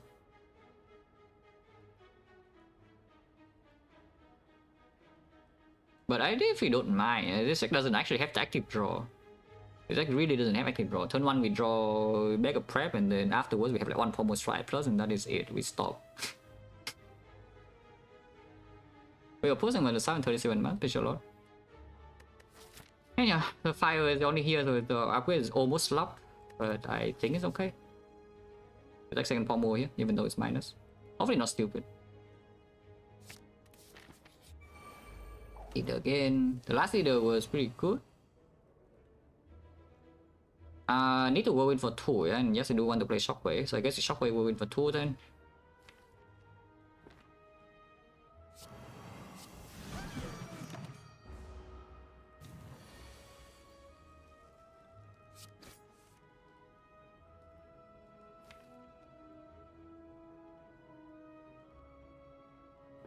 Is she always dead next turn? Because I headbutt pommel and always have pommel Fiendfire.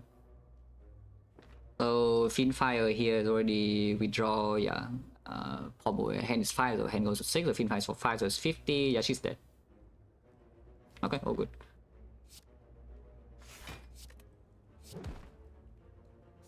Almost headbutt the wrong pommel, it would be very sad, yeah? If that happens and she's swing. It didn't happen, no.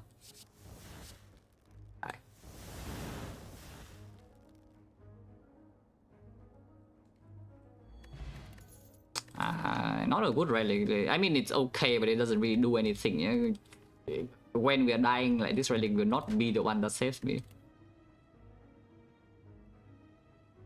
I mean, this is freaking yellow, but there's no chance it's burning pack. There's a yellow impervious in here that your blocks hyper beam and we have exhume and all that, but yeah, I think it's time to pack it up, guys. Yeah, I think it's time to pack it up, and hopefully we find like some energy or something. Like the rage will be very nice now. Bloodletting would be the best one, but the rage would be nice. Also, once again, no potion, but it's okay. Yeah, to at least after Centurion Mystic for me to heal back to full. Kind of nice of them. Unless they tell me it's actually impervious to open what, like barricade. Honestly, even if I see barricade and we pick barricade, I don't even know why on earth I would pick the barricade and the Mac tool. Probably the pack is still stronger. Yeah, we stick the pack. I have zero interest in question mark.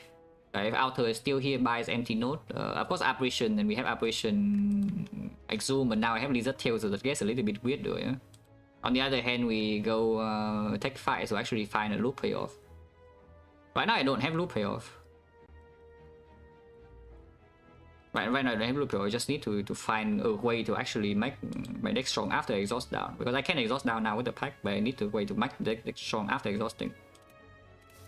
Let's go take some fights. We have a million in the bowl and some reapers and one empty potion slot.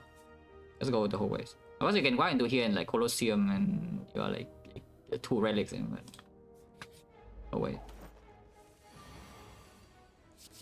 Like a spot quickness. Go with the kid. I mean we have evolve in this fight, but it's not that easy to kill the cultist, yeah. We seen Sundial? No, we have not. Evolve Shockwave and enter and store energy because playing Whirlwind Plus is better than playing Whirlwind Minus. Amazing. And Spockness misses again.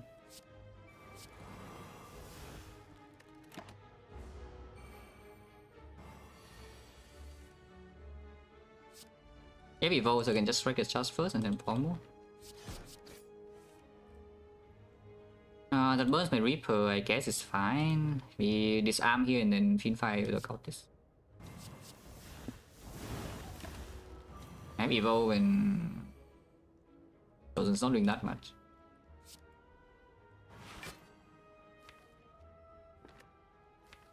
Not weaken anymore next turn, no. Still vulnerable. I don't think I spent 2 energy on the bash. I think the Whirlwind now also doesn't make a lot of sense. I could have played the pack, but I don't really want to. Now it gets a little bit annoying.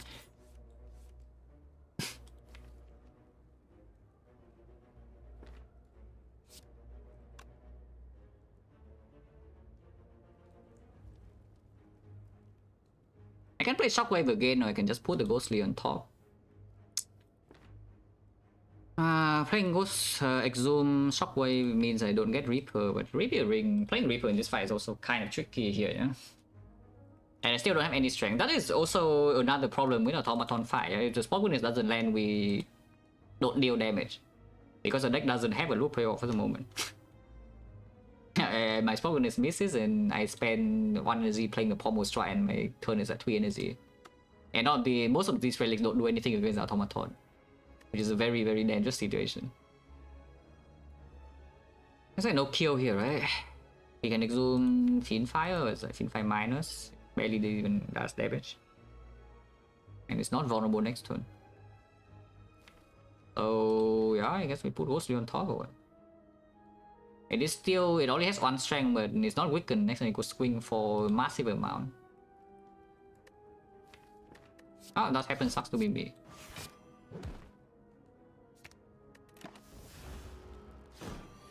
Okay, it's only doing multi-hit. That's not the worst thing.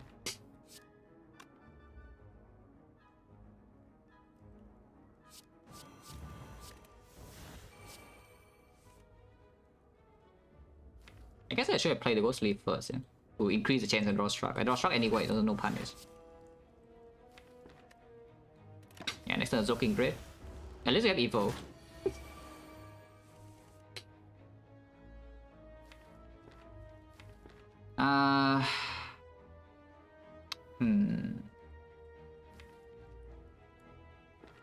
not vulnerable, so if I do like Armor Struck and Exhume Fiend Fire, like how does it die or not?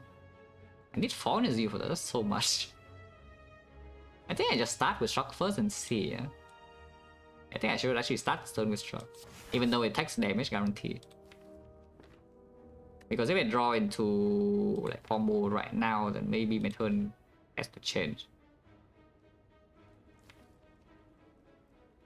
I don't know though. Like Zoom costing 1 is actually so annoying, but I guess we'll see what card reverse draw from here, because the upgrade right now that I have a Burning Pact, the upgrade is no longer locked to the Pommel Strike.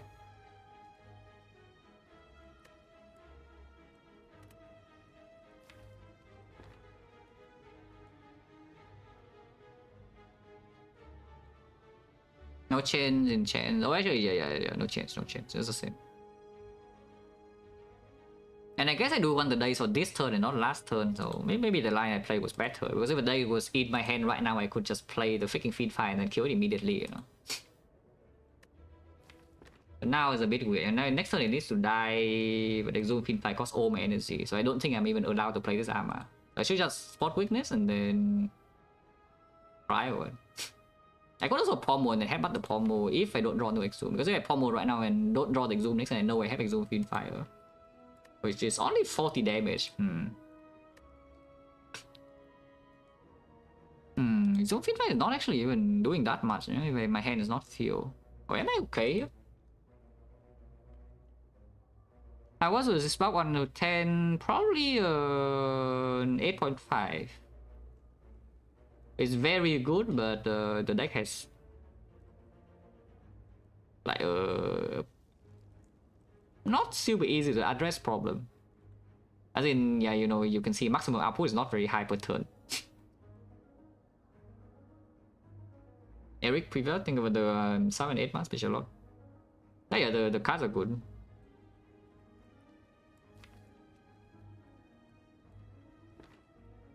I mean, I can also headbutt the Struck and attempt to bluff next turn again because it's not doing that much damage. And you can maybe Exhume Reaper. If that's the case, I should have thought about that first, because yeah, I didn't even consider the line that I could just headbutt the Struck plus. But then I could just armament the Struck and then I block 3 this turn and also have 3 block next turn. Now, because now I do see, I thought that Fiend Fire would just kill, but Fiend Fire doesn't kill. Fiend Fire doesn't do nearly enough damage. Unless I skip this armament completely and then I just spot weakness and store 1 energy. Which maybe is a better line anyway.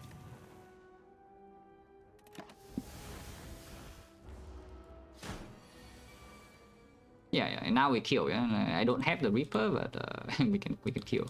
I can exhume this arm, and if I exhume this arm, I don't have Reaper anyway, it doesn't make sense. So now we kill.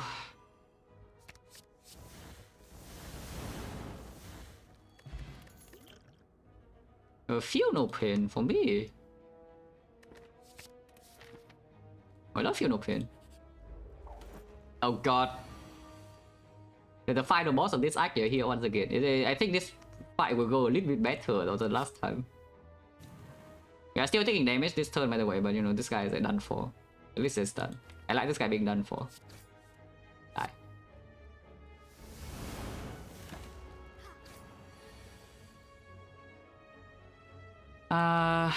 Reaper here is just kind of weird, huh? Is it possible to ever draw Reaper on the correct turn? Apparently not. She's like buffing now and she could hit me again next turn, yeah? And then I don't have block any anymore, but Field can block a lot. I guess we keep Ghostly around. If she doesn't attack, we are probably okay. Holy. Disarming doesn't matter too much. You don't Reaper here, still full heal. Okay, not full, we're not full enough. Oh, a blood for blood. Well, that is my low payoff if I want. I don't have self-harm though. Yeah, brutality, I know. The brutality I skip, yeah, in the back one. Will not be bad now. Yes, even though that the payoff give me a Reaper and some strength, and now I have a blood for blood with do payoff. Yes, I would like I could lie to brutality.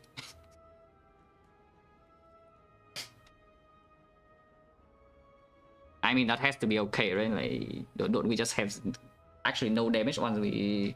Isn't the entire problem in this deck is that we have no zero cost big damage. Record Charge doing okay, yeah? It's 7 damage, but 7 compared to 18, kind of a big difference. And we do have the Million the Bone and Reaper to cover for the cheap damage, and this Blood for Blood minus would cost me later on. Automaton doesn't always choose to discount your Blood for Blood quickly, though, so that could be maybe a thing. Maybe a small problem. I don't think I will ever upgrade the Blood for Blood over my draw, though, in this board. But what is the draw I want to upgrade? I think... Pact? I think on this position, probably Burning Pact, right? Over the Pommel Strike. Yeah, probably Burning Pact. I should still pick this. Yeah. I probably Burning Pact now. Hopefully don't lose Lizard Tail here. It is possible. I wouldn't say it is impossible to lose Lizard Tail in this fight. So hopefully it just doesn't happen. Cannot exhaust every card here. We just leave the Rupture unplayed, yeah, because the other cards are actually doing something. So what do I want? Do I want to have 3 vulnerable automaton, or do I want to disarm it by 2? What does 3 vulnerable automaton really do here? The whirlwind is already in my hand. And I think we're trying to play this fight a little bit slower. I think I don't really attack the automaton so much for initial turns, yeah. And then after we, we exhaust down to this Blood for Blood 0 cost, we just go in and it dies in like 2 turns.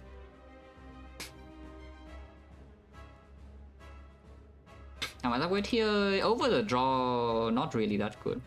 After you upgrade both of these draw and you still have upgrade to spare, then maybe I'm going to upgrade okay, but it's a little bit late now for that. Because at this point in the run, I honestly don't really care too much about these upgrades anymore.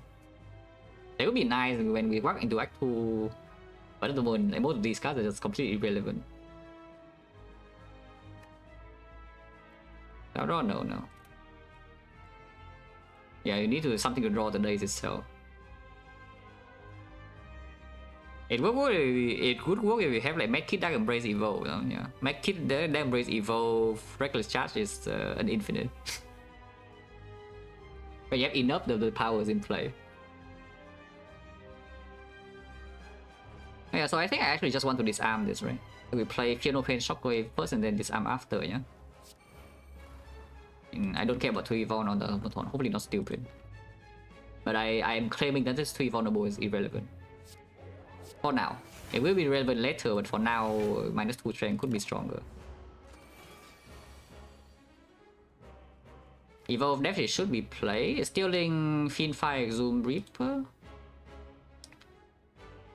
I would like to take some damage here. Ooh. Oh, my bad. I was trying to finish with Sunday. Yeah, Sunday does allow like pretty silly things.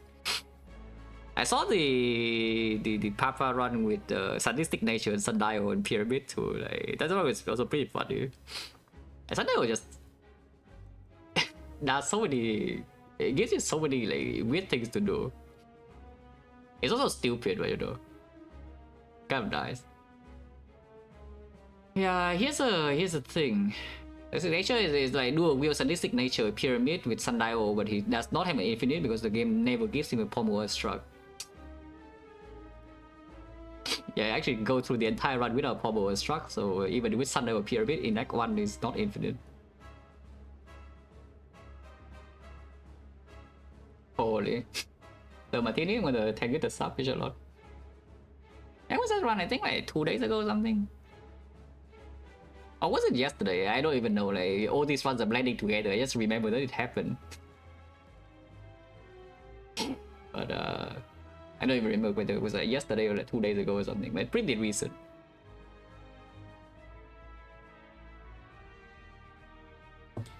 Oh yeah, I see a problem with disarming automaton, yeah, because I kind of need my Blood for Blood to be cheap. And what happens here by Burning Pact a real card and not a Ascender Spell and I block 6. And blocking 6 is making my Blood for Blood more expensive. Maybe it's not a huge problem. It's probably not a huge problem. Do I want to get the card back here? It's an Exhume, Fiendfire, Reaper. Exhume can go on Shockwave, right? I think Exhume on Shockwave is fairly powerful. If I pommel into Fiendfire now, I cannot play it anyway. It doesn't really matter. I think I do want the card back though. What about you? If I play that, then I can armament the pommel here, but I think I just want to play Evo. I also want to play the pack. Maybe just packing the pommel minus or what? I even want to see what this is. What's the point of seeing what this is right now? I block 9 and I still discount 2 instances, but I couldn't pack into Ghostly Armor and I'm sad. If I pack into Ghostly Armor, I block for 12, and blocking for 12 is awful. Blocking for 12 is actually like completely terrible. Let's not do that. So do I start the turn with packing the pommel minus or what? Because I probably will not armament the pommel. I think I just want to see it. Right? Oh, spot weakness. Okay, that actually needs to be played. Does it need to be played? I have Blood for Blood now.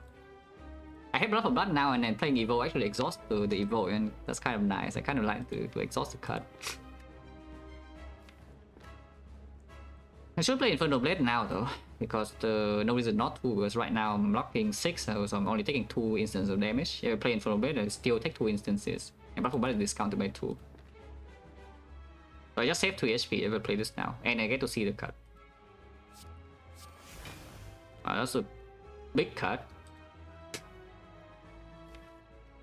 It is a decently big card. It's not big after this turn, I mean, for this turn it is big, because we can deal damage for free. And I think I should just play Evo over the spot. Is that true? That we claim that Blood for Blood just got me? I don't have no need for strength. I think so, right? Because then you can play Reckless Charge with block 2 turns from now.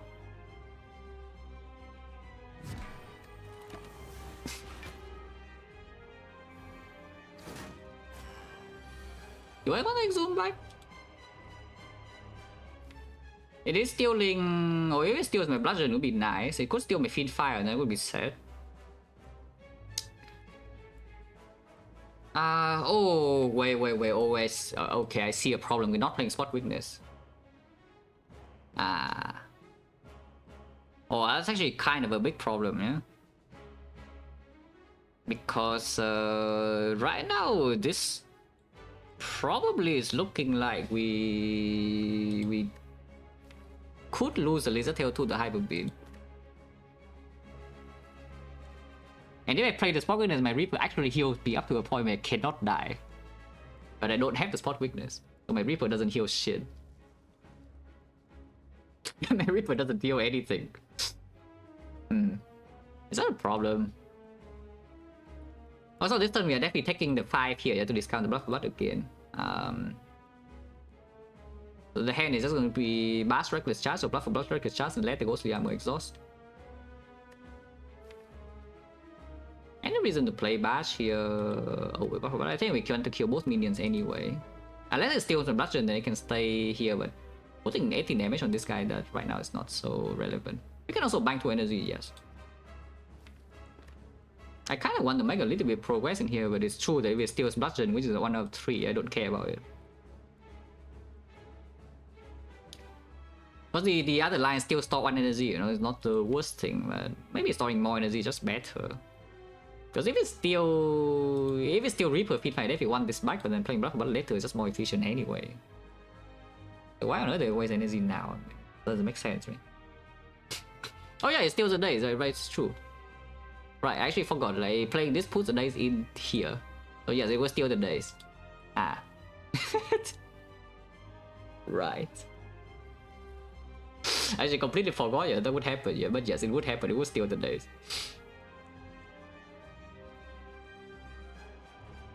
Because in my head, I'm already registering that Daze is self-cycle, it doesn't exist. You know, the Daze is not a card that exists in my deck.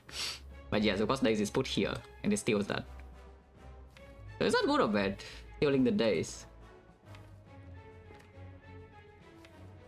I mean, I would really like it to not steal my Fiendfire, so I guess stealing the Daze is good.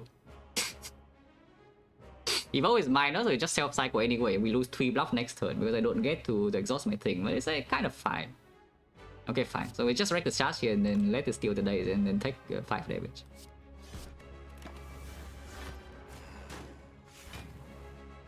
I can exhume shockwave this turn. Okay, here's the spot weakness.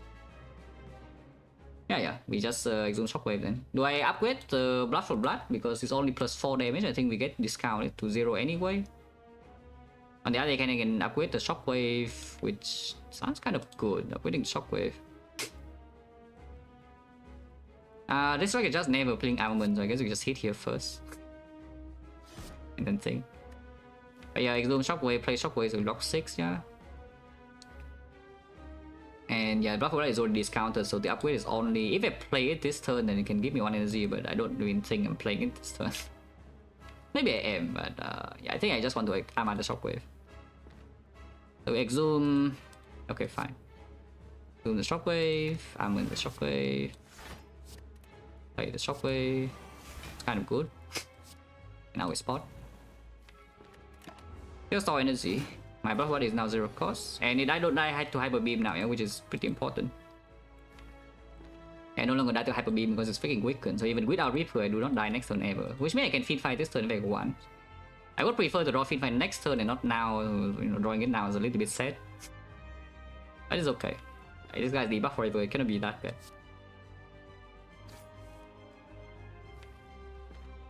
Can still feed fight this whole hand by the way if I want. Then we have just like burning pack into armor blood for blood, which honestly is not the worst thing about time. You know, we can just be patient. I can also just be patient and do nothing this turn because next turn we have burning pack and we draw a lot. This turn I'm only taking 3. Report damage. Yeah, okay, again, back to the basic. Like pretend this doesn't exist. This is not here. Do not turn your eyes here. These potions do not exist.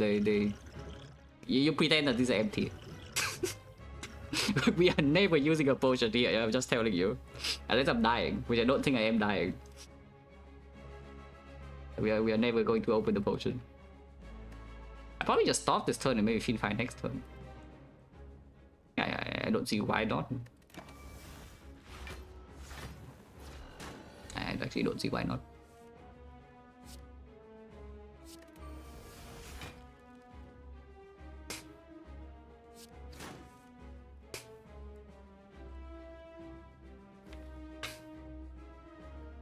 Didn't draw shock or feed fight this turn, which is slightly unfortunate, but it's okay. Oh well. So next turn we can pack Fiend Fire, I guess, if we want. But yeah, we just Reaper now, yeah. And then headbutt the pack.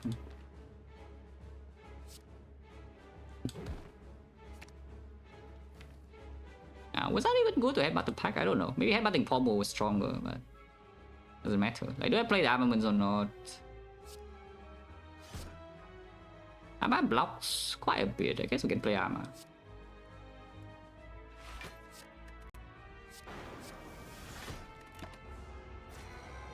Yeah, pack is probably not the best idea, huh? Because now if I pack into the Pommel itself, then it gets like, really strange. That's fine, no, it's fine. It will be fine. Yeah, it will be fine, guys. And we just like feed fight this whole hand one. I guess then keep Reckless Charge is quite a good card. And next turn it only deals, I don't even know, like what base is 13, right? So 13 weakens to 9, it deals like no damage.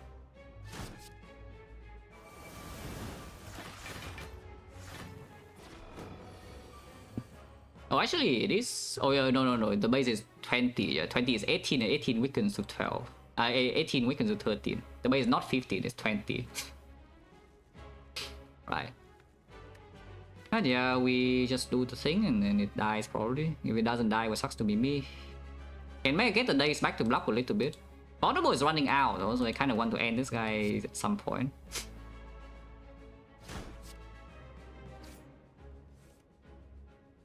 Oh. Ow. Is it dead? It's not, right? Because I didn't draw this. If I draw the pack, it's dead now, but the bottom deck is 1 out of 3. So now I'm just set. If I take one more hit, it's fine. I guess we can kill this then. Sure. Yeah, get the days, yeah. Block 3 more. Cool.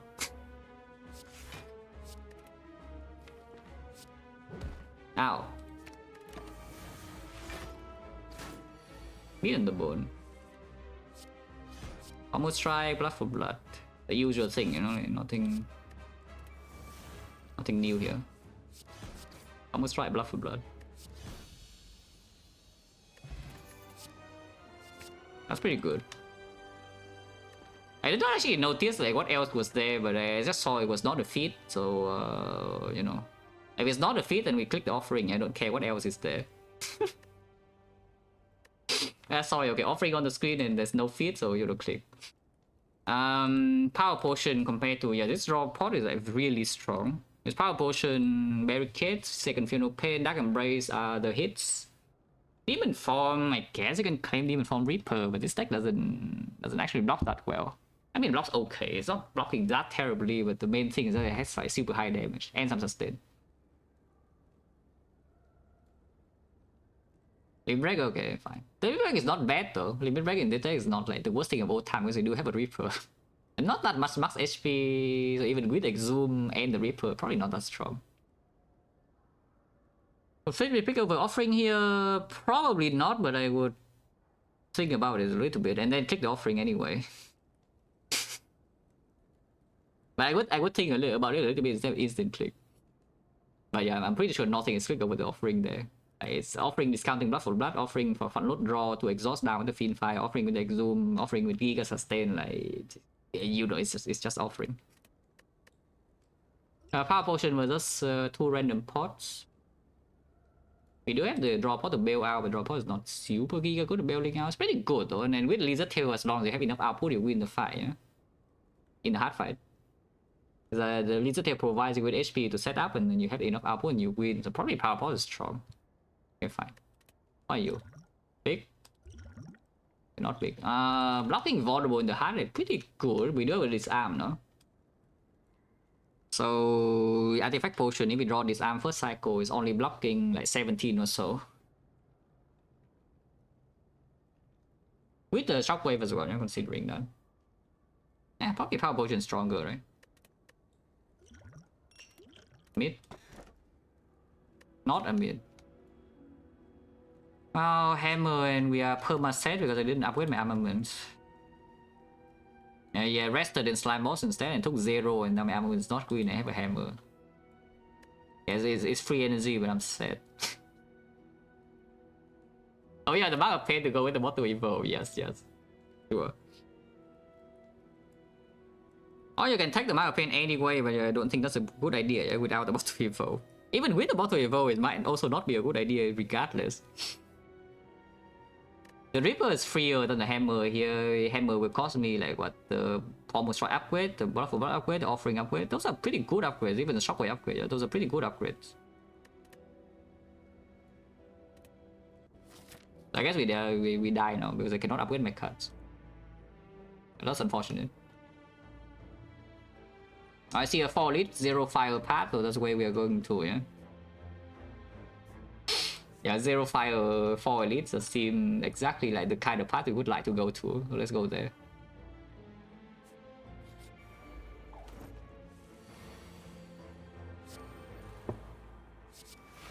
Holy. Nice order, but that's fine. Man, it's not about Mark of Pain being bad. Mark of Pain is fine. Like, this Mark of Pain is perfectly fine there, but you know how good this is? You know, like, nah, it's okay.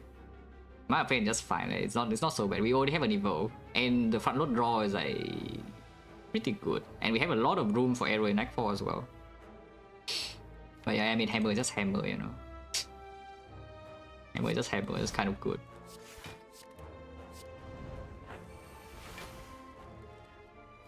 How lazy am I here? I could just kill it now, like maybe I should Reaper, I don't know. I should probably Reaper, right? Have evolved so we cannot break either.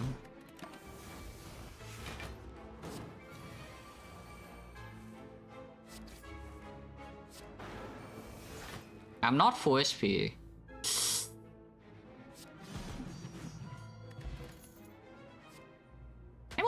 sucks. Why is it so bad? Holy crap, this thing is terrible.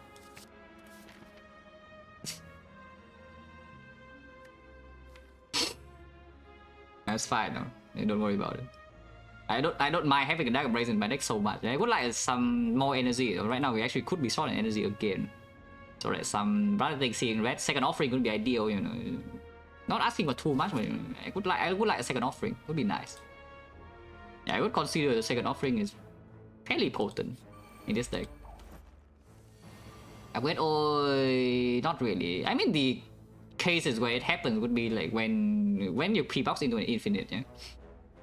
And when you pre-box into an infinite that doesn't rely on the offering to speed you up, then I think that was the only time I have ever clicked the upgrade on Ironclad. And I mean it went pretty easily. The run was super strong after the upgrade or. I think that was the only time. That I pre-box into kind of an infinite, but my deck has no energy and the upgrade gives me a billion energy. And I'm just infinite. But here, yeah, I don't really care about upgrading the thing. Start with this. Like that. Oh. Now I can no longer play the thing, yeah? It's 52, I don't care. Oh, I can. I kill this now. I mean I can, but like why? Why not though?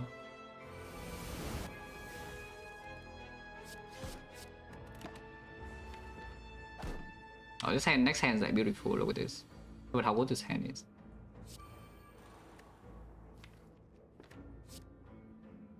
I guess we take this. I think about attacks, right? I didn't actually check. Okay, we have a go win.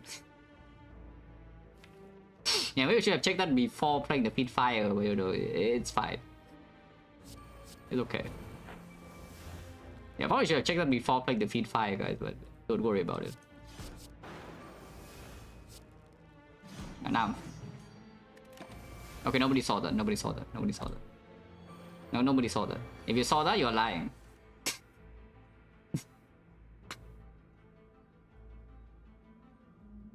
Yeah, if you saw that, you're lying. I don't lie, guys. Lying is not good. That is potent. That is okay. It's not quite a second offering, but it's decent. I could claim it's it could be a bit better. Well, it's fine, acceptable, and it's fairly acceptable. If we go to shop now, yeah. Oh, it's madness. Yeah, when is this not madness? We have Dark Embrace, Zero Pain, and Ice Cream, no? And we have like what almost Struck Loop, so you can't madness your way to victory, but like why? We already have infinite, just so you know. I mean, okay, not truly infinite because you kill yourself, but all the enemy dies when you reaper them and they deal damage. But otherwise, you can already play Bloodletting a couple of times and then you play Pommel Struck and bomb enemies dead. And then this breaks. Ah, not healing the fool to utilize the madness max HP loss. Yeah, always madness. That's like the worst note, by the way, for I guess you can see Shrine the Force Curse. But like, because its nodes actively negative, yeah, the other nodes are just kind of nothing. Is this guy a problem? Hopefully not.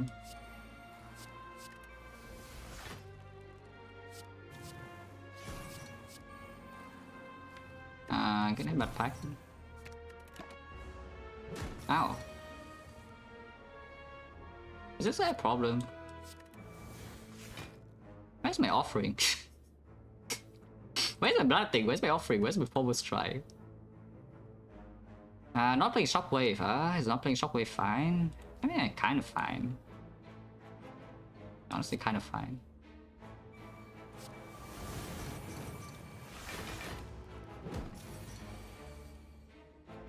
Yeah, Magic came into double curse, definitely the worst. Heavy. Ow. Ow. Fine, I have Reaper.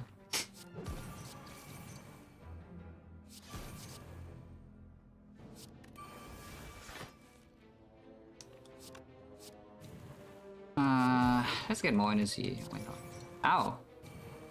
Reaper's full heal now, right? Yeah. Like nothing ever happened. I can do this again. Strong. So now there's no more brick and yeah, we kill it. I mean, I can kill this guy, but I don't think I'm going to bother. I can kill him. I'm pretty sure he will die. And I don't even need to spend so much HP. And I even have Exhume a Reaper. Okay, maybe I kill him. Okay, fine. And maybe I do actually kill him.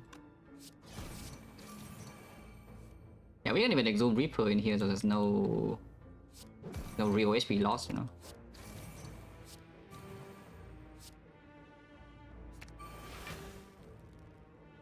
Bash is kind of good. At the same time, it's kind of bad. Honestly, I don't care about Heavy Plate. Heavy Plate freaking sucks. I know I have 15 strength. Heavy Plate still freaking sucks. Honestly, everything sucks. I'm pretty sure I just kill it kind of almost immediately.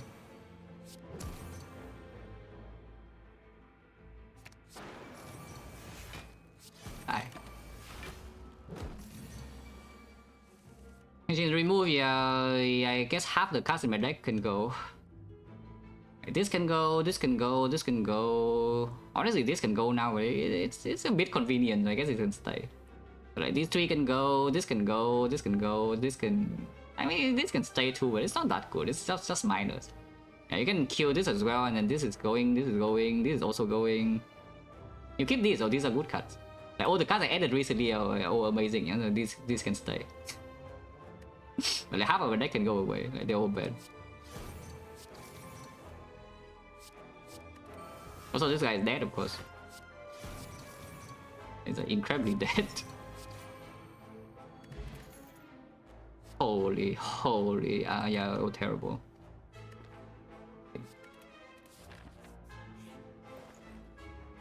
On sale, I don't care. There's a power through here to... I don't know what that does. I guess it put wounds in my deck. Yeah, I have no idea what the power through does besides putting wounds in. Yeah? Which is, we do have evolve, so it's not the worst thing to put wounds in, but I don't have a second win. Also, I don't need the power through if I have a second win. Yeah? We can just do a freaking Athletic Burning Flag Struck in here to beat every fight. This goes away. I'll buy this on sale, pretty good. Yeah, on sale is kind of good, huh? On sale. It might Elixir as well, but I don't think so, right? Because we should still play around the case where things are bottom deck. And I do have the draw pot for front load draw already, and we exhaust down quite quick.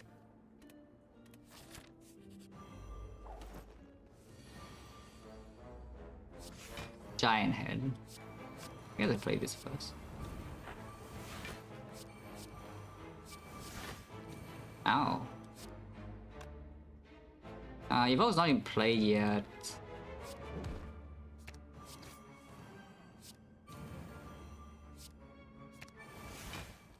Why don't we just like win this turn? Anybody thought about that? Why don't we just like win this turn? I don't have Exhume anymore, yeah, but you know, I have a feeling that this enemy is dead.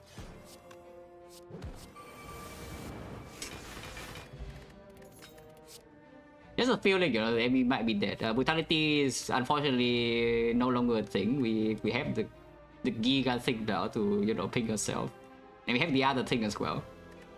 And we also have the other thing, you know, like these 4 cards does everything that the Brutality wants to do. It's like self-harm for blood, self-harm for the rupture, while also having draw power. Like the Brutality no longer has any purpose. As a burrito and on the red, pitch a lot. Is all bad. Let's go here. I don't see why I would not farm for this. That's pretty good. I would claim that it's okay. Yes. Okay, acceptable note once again. So that's when the prompts up, pitch a lot. What the hell, eh? How do I break? Wait, how do I break this deck? That is ridiculous. We draw 7 on turn 1, yeah? My deck has no cards. How do I not draw a single card on turn 1? That is just rude. Ow!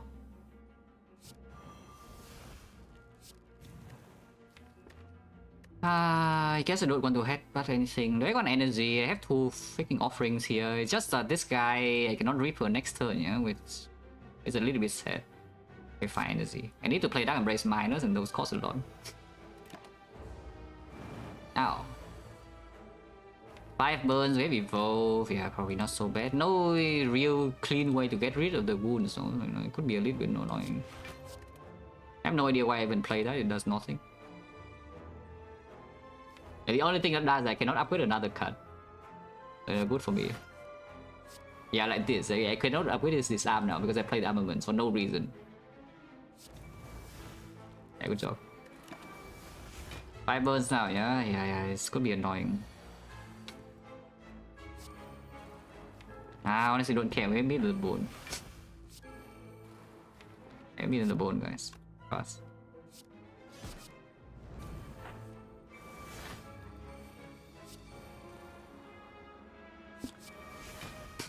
Of course it's dead now, but I would still like to Reaper if I can. It's pretty hard to freaking get Reaper though. I guess I can manually proc the meat now, yeah, by doing exhume on the offering, go to 35, and then we heal up with the meat. Watch this. Boom, meat in the bone. Die. I can set up Penny, but I don't care. Die. Holy Juzu. Agave is infinite, yeah, I don't need. I think our deck is at the moment a little bit beyond this thing's pay grade. Check out kind of, but they just need to be a little bit awake, you know, to not lose. This one's really strong. The only problem it has is that maybe it has 71 max HP, but it never Lizard Tail. Then you need to be awake. Like Death Trap coming in next floor, yeah. Like look at this, very important. Ancient Potion, still no reason, right? We had double Dark Embrace now, so what on earth do I even want from the power pod? I just want to not get vulnerable first cycle of hard and then we win. The second Final Plane is convenient, third Dark Embrace is convenient, second Evo is convenient, Barricade is convenient, but none of them are actually strong, you know, they're just convenient. On the other hand, the Artifact Pod is just blocking. Block. I'm claiming the Spear and Shield is not an issue at all, yeah? I don't need the potion in Spear and Shield ever, which is probably true. Okay, Death Trap. No! That would actually save quite a bit of HP because, you know, we ping ourselves for a lot. Have I ever forgotten take a key? No, never. On stream, off stream, never ever. Like, ever since I started playing this game, well, like 5 years ago, not even once. Yeah, the rod would actually save quite a bit, yeah, because we play a lot of these. Like 2 offerings, maybe 3 offerings per fight, and then Bloodletting just play 4 or 5 times into fight after that. Oh yeah, sure. For some reason I am not full HP. If somebody can explain, then you know, it would be nice. I think it will be okay though, you know, for some reason I am not full HP.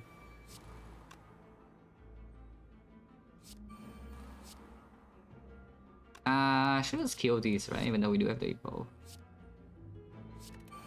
Why did I do that? That makes no sense. It's fine, we can do a lot of other things that can make sense. But the pike can just go now, sure, why not? Boomer, I don't care about Boomer. I mean I can play it, can exhaust buff for blood instead, but I don't want to. I have another offering here. Why did I do that? Because now the freaking Pokémon doesn't work. Yeah, so many questions, no answers. Yeah, so many questions, guys, with no answers. It's fine. She summons 2 new ones for me to spot quickness. It's okay, don't worry about it. And I cannot even armament the Rupture, but I guess 3 attackers probably be some full HP still.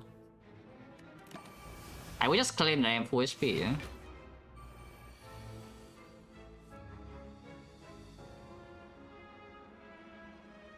There is a reason to armor that I embrace this time, so I guess I will do it.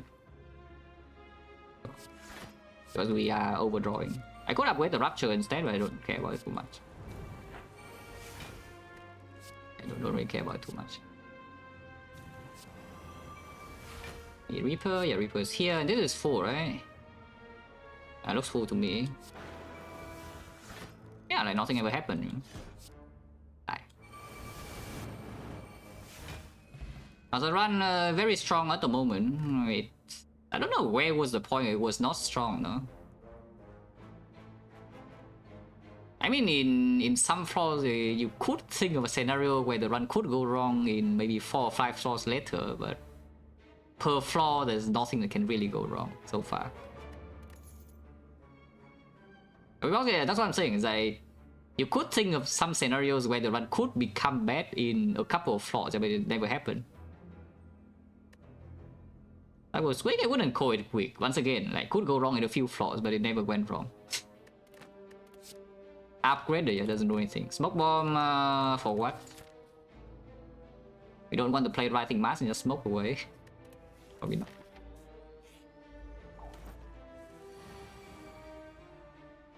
Back onto the relic? Nah, this ain't so good, because if it plays, it means I have brick turn 1, yeah, and that is, you know, kind of important. If I brick turn 1, I would really like to win the fight on turn 2. So it covers for exactly the one bad case that maybe this deck could face. How do you plan to block the heart? We are infinite. Like, I'm not kidding, we literally are infinite.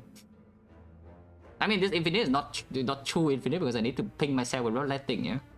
But I'm bloodletting, have infinite energy and just play like struck. I just play struck, burning pack, and then the heart is debuff and I deal damage with blood for blood. And eventually I play Reaper and then I'm full HP. Even without the strike, you can just play, it's a lot less efficient, but you can play like Burning Pack. You can play something like Burning Pack Ghostly Armor. When you make energy, with Bloodletting you can honestly do whatever you want. Yeah, Bloodletting plus makes way too much energy, you can do like a lot of nonsense. Yeah, actually, simply just makes way too much energy. Makes way too much energy.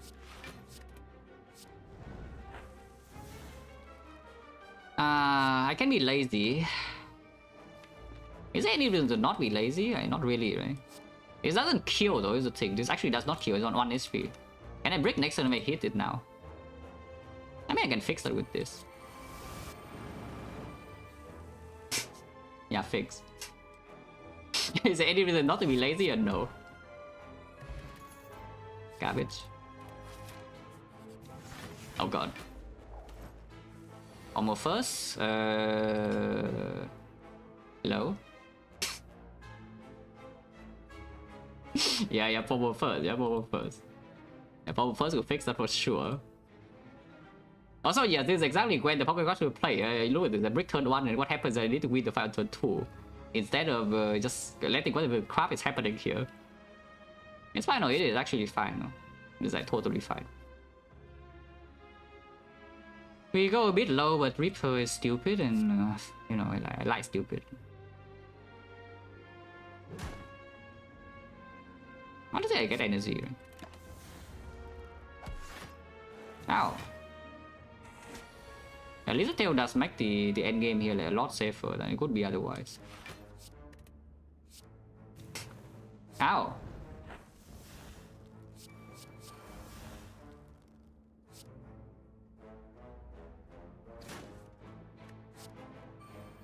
It's full heal, right? Okay, let's just full heal.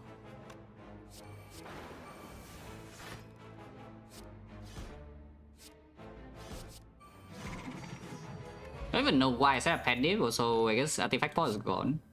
What? Why did I do that? Can anyone explain why I pick a Dragon Brace minus and bought a Dragon Brace minus again? I mean, it's still picked though. This thing is still amazing, so of course we pick it, but I just got scammed. It's a scam. It's fine. Sometimes being scammed is not the worst thing of all time. So it's guys burning like to kill immediately. I forgot to upgrade the rupture again. It's fine. I don't worry about it. How much do I pick myself here? Because I guess it's a lot.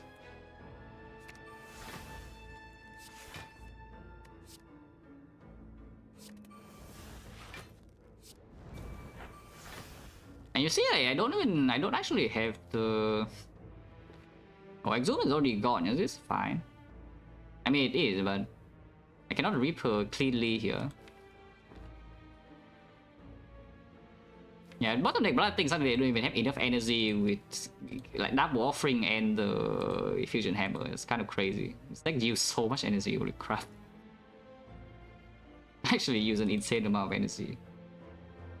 You can also just be patient here, there's no need to rush. Okay, fine, let's just be patient.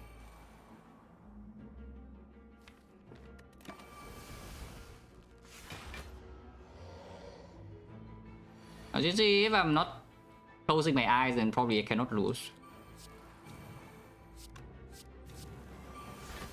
I'm pretty sure if I play this fight with my eyes, or with this run with my eyes open, I cannot lose. Freaking Reaper's here. Hey, headbutt is gone already. Reaper's here, so we cannot even do anything.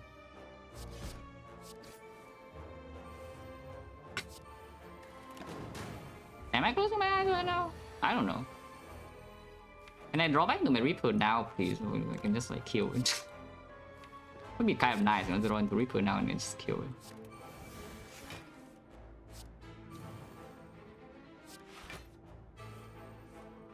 Okay, thank you. It's not even healing that much though, but sure. Plus whatever that is.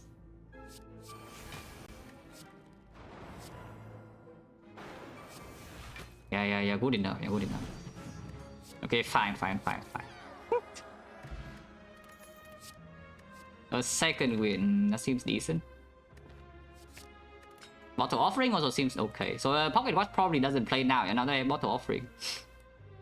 I can bottle bloodletting instead and claim that you store energy in turn 1 and turn 2 you go off with the offerings. Probably just bottle offering. I probably should just steal bottle the offering instead of being stupid, and Exhume works immediately too. But now Death Trap coming in one floor, yeah, so let's be careful. Like very important, Death Trap to avoid.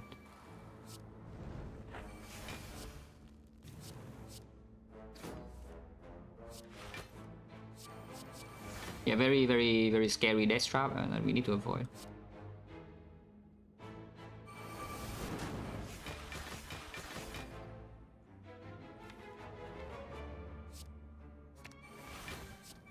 Ow.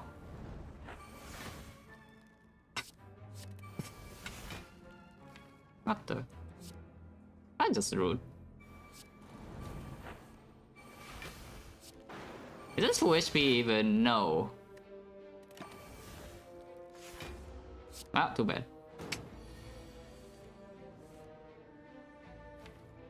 I'm not full HP, I'm basically dead.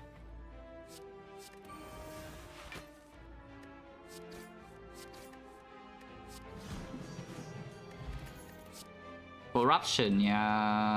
I mean, it's not bad, but at the same time, actually no, it's just terrible, right? Isn't this corruption just completely awful? Because it's actually a way I can lose the fight. When I have corruption and exhaust my bloodletting and my struck and whatever, I can actually lose the heart, yeah, sometimes. It sounds completely awful. Okay, Death Trap, very important. Avoid it.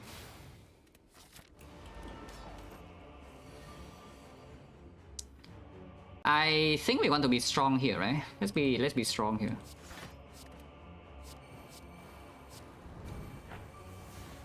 Yeah, let's be strong.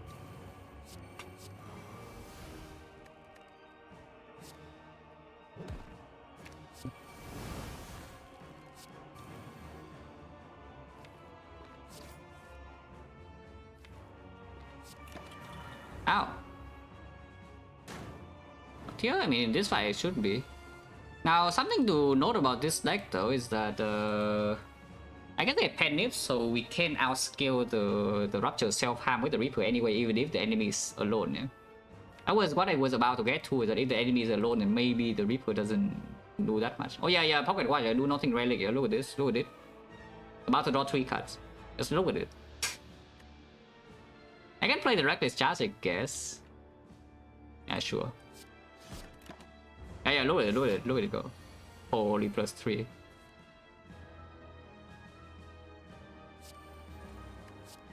Probably upgrade Final Pain. Ow. Ow. Pack we can keep, yeah? I don't care about this Pommel Strike minus. Can go away. Exhume on Shockwave. Why not? Actually, I do have already the days here. I can even play the Reckless Charge. We have Evolve. I don't need the second win. This hand even. Honestly, the second win. I don't even know if second win was good or not. Yeah, was the second win even good? Like, what on earth do I exhaust with the second win here in this deck? I have no freaking idea. I actually have no idea. Also, we are full HP, yeah? Finfire is gone. Oh, Finfire is gone. That's so annoying. It's fine, though, but you know, it's a bit annoying. Yeah, whatever, die.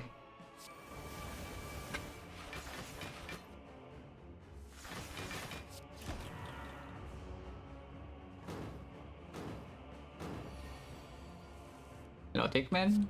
Three of them. I saw one uploaded after I bought one and then picked the another one. So I got scammed basically because I only wanted two. Not that three is bad value, but you know, I only wanted two. Who is enough?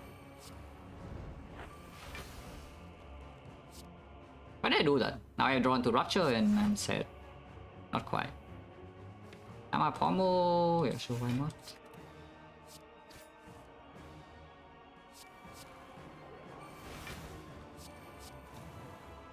If I was not in play yet, so I don't think I should play this charge.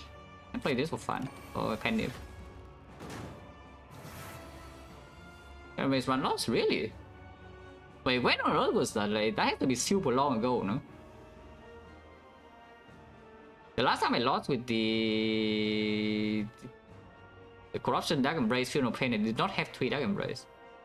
It has to be so long ago.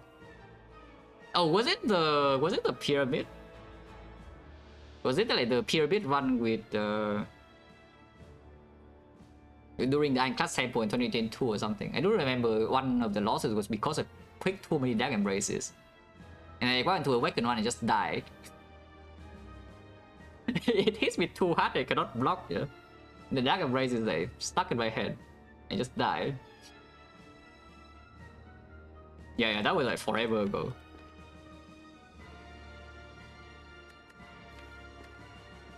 Okay, Rupture minus good enough. Rupture plus would be nice, but minus good enough. Worry about it.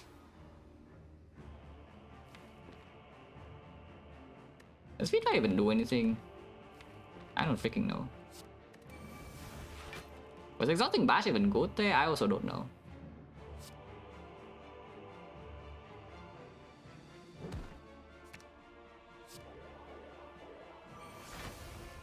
Ow. I mean, I think we'll be fine, guys. I think we'll be okay.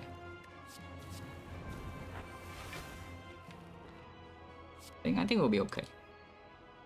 I don't even have a reason to repro now. It's just not. Second winning this hand is just fine, but I don't really want to. I won't. The only thing with the red, I have 3 Dark Embraces.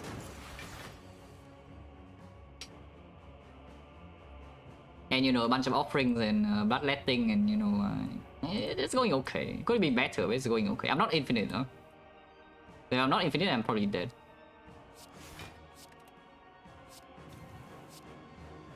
And notably not infinite. People now just full HP, right? But then afterwards I need to ping myself more, so let's not do that. I just get more strength, you know, how bad is getting more strength? Ow. Okay, fine.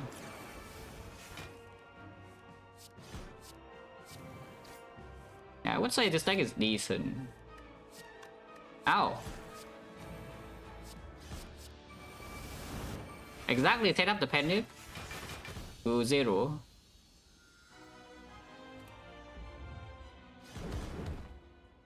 That's perfect. I'm just claiming that Pendiv doesn't matter in Spear and Shield, but it could.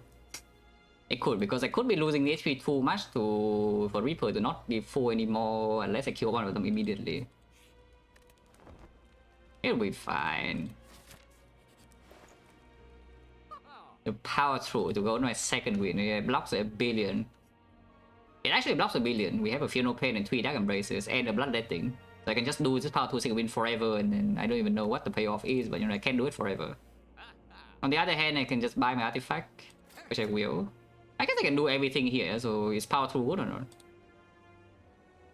What is my worst card? I don't know, like every card is good. Yeah, what is the worst card this deck? Like every card is good. I guess Whirlwind or what? Probably Whirlwind. I don't really see how on earth I would play the Whirlwind ever. Bash? Nah, Bash staying. I don't really want to exhume Shockwave. Shockwave is minus, so not having the heart be vulnerable is a bit annoying. Bash is staying. Yeah, probably Whirlwind. I don't see how on earth I would play the Whirlwind.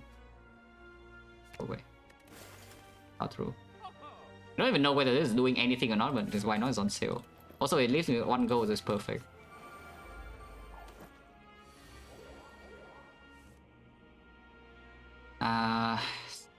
Start with Offering. I guess I start with Pommel. We break Pocket Watch this turn, yeah?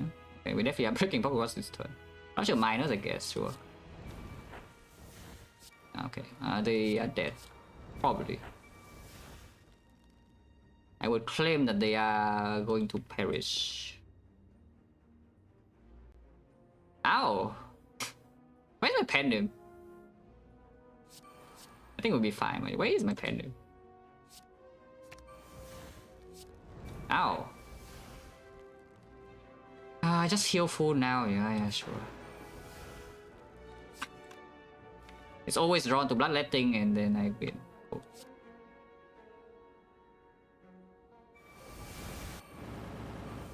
Do I win? I exhausted all my cards already.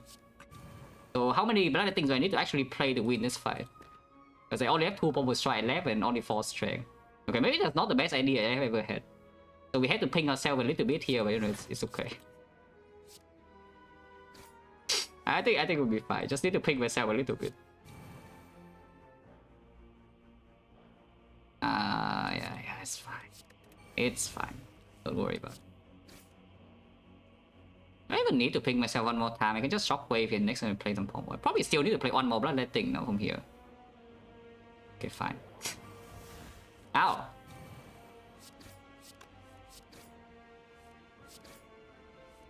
Honestly, okay, fine. Let's not be too lazy here and just throw 2 HP away for no reason. It's literally no reason, and Pendim doesn't matter.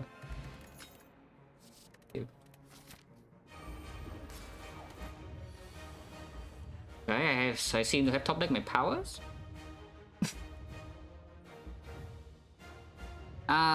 So what power do I play first? Do I care about Evolve Plus at all? I don't think so. Maybe I do, I don't know. I probably do. I probably do want Evolve Plus, okay fine. Ow! Maybe I do Burning Pack away the Blood for Blood after all, yeah, where I see this kind of hand. I can do Exhume Offering first though. Ow! Minus. Ow!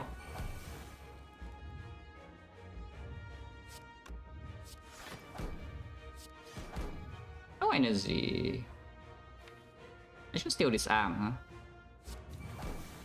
Oh, energy. I love energy. Now what? I can also just end turn here. Like, why not just end turn? I mean, I should just end turn. Ending turn now seems kind of comfy. Yeah, I kind of want to draw these cards. No? Don't mind drawing these cards. The second win away all my status as well. Okay, ending turn is kind of comfy.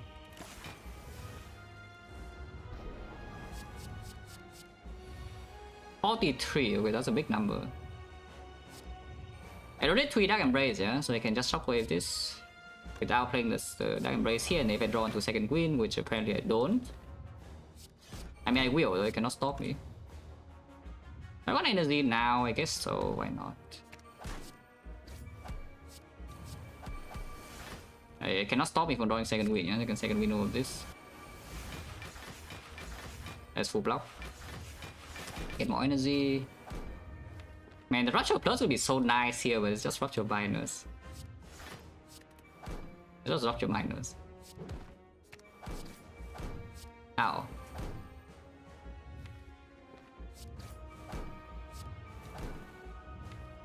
Just Panic Reaper next turn.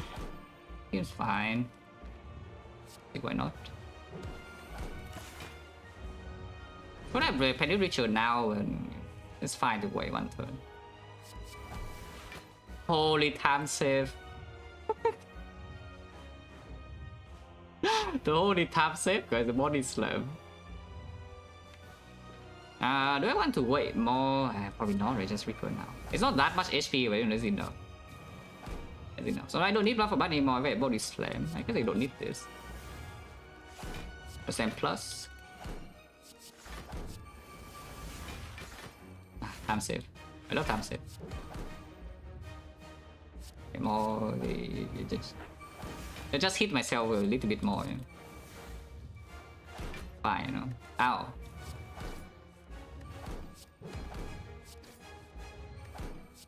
I mean, it seems potent. It is like okay. Maybe some people will claim that this is like not actually that good, but I think it's okay, you know. Why did I do that? I don't even know.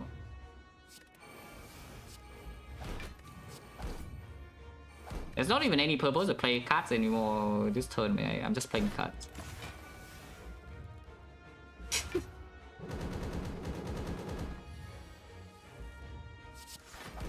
Don't need the blood thing anymore, yeah? I mean, you can play it, but you know, fine.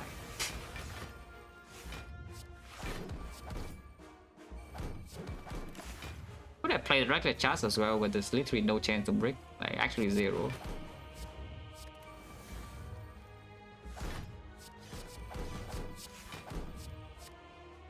I don't even know why I played that. That's fine.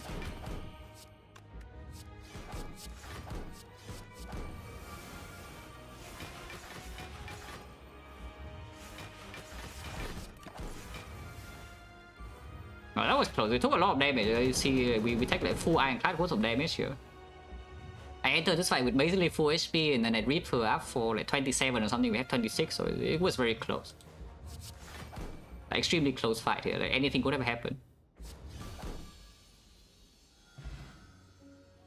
And this is what I mean. You remember the last hard fight? You remember the last time I went to the hard and you know, somebody was calling GG and I said the fight could realistically have a chance to lose. And the chance was very small. You could lose. Yeah, you lose this deck, like can it lose? And this is what I'm talking about, right? If there's a risk in the run, like don't disrespect the hard too much. Yeah? Like they just need to just correctly, you know, whether you're completely overpowered or not. Because the last time we were not completely overpowered. We're pretty strong, but not like insanely totally winning on turn 1 and the hard has nothing to do. This is a run you cannot lose. yeah, this is a run you cannot really lose unless you press the end turn or something. So this is one of the runs where you can go easy early, but the hard has no chance. But the last one was not one of them. You know, like, don't feel overconfident. We're not that strong. Bloodletting, well, when you draw a lot, like, you make a combo. Bloodletting is actually Burning Pact. Like without the Burning Pact plus, the Bloodletting usually doesn't perform that well. But whenever you have a Burning Pact plus, usually it's an insanely strong combo with Bloodletting. The pack just draws enough, and it also is scaling at the same time, yeah, for you to loop into your Bloodletting, and it just keeps going. It's working with the 7-10 months, which is a lot. But if you just have like some battle trends or pommel strike or whatever, then the Bloodletting might not be that strong. Like this is the kind of deck where Bloodletting is insane. Because you can always just spend energy. You can spend infinite energy. And it draws a lot. Carry 3 times on accident. If it does 6 times 15 and end turn, do I die? It's quite a lot of HP. Yeah, this is like 20 and this is only 35, so I guess I would.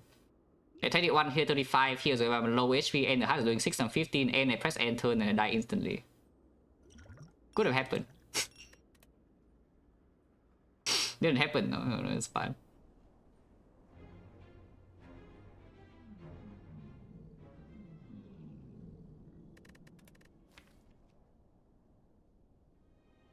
much really happened this run. I mean, of course, there were points in the run where something could go wrong, but nothing ended up going wrong ever. It's like here, the deck was not looking very good, and I got a P-box. I mean, the deck was okay. It's not that bad. It's just not like, overpowered before I click the P-box. It's not like this deck is unplayable or anything. It's okay. It's not comfy though, and I clicked P-box and it was pretty comfy. Kind of good, right? This relic. And of course the P-strike is a Giga set immediately and it's removed as usual. I can show you something pretty funny for the P-strike.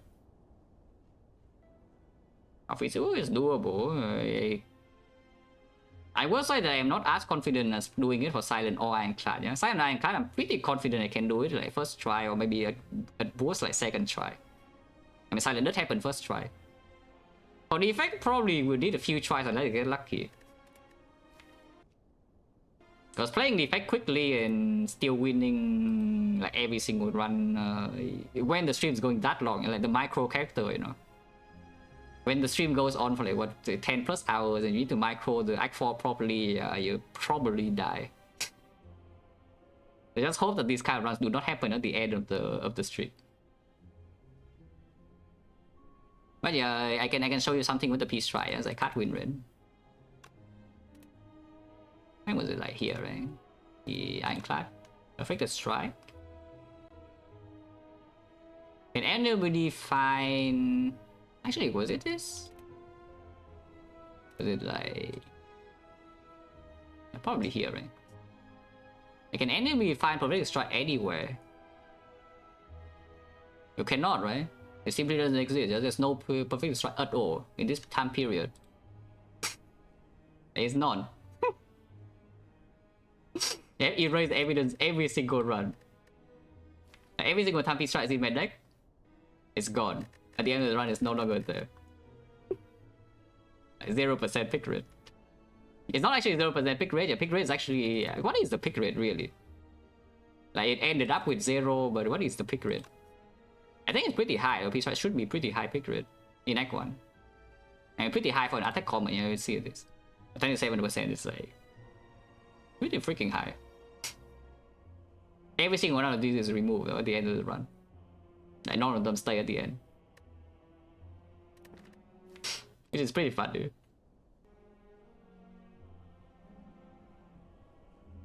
True Wit is actually an unfortunate victim, yeah, of this idea of playing Ironclad. Because previously, the True Wit actually serves one very potentially very important purpose. Is that you pick your attacks in early game, and then you have your corruption, your second wind, whatever, yeah, to exhaust your skill, your powers.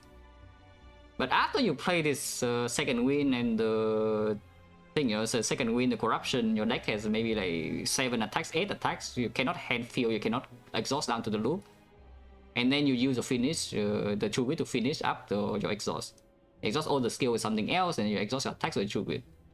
So what would happen when your deck has no attacks? Yeah, what will happen when your deck has no attacks leaving Act 1 in the first place, and then you remove your strike with your gold? Yeah, True Wit no longer has a purpose, yeah, because you simply don't need to exhaust attacks anymore. Which is quite sad, it's a victim. It's not that bad. It does serve one job very well, but the job is no longer necessary. It's like... yeah, the job is taken over, yeah, by the character's development. Consume? No, Consume is better than Defrag. Consume Legit is better than Defrag, I'm not even kidding.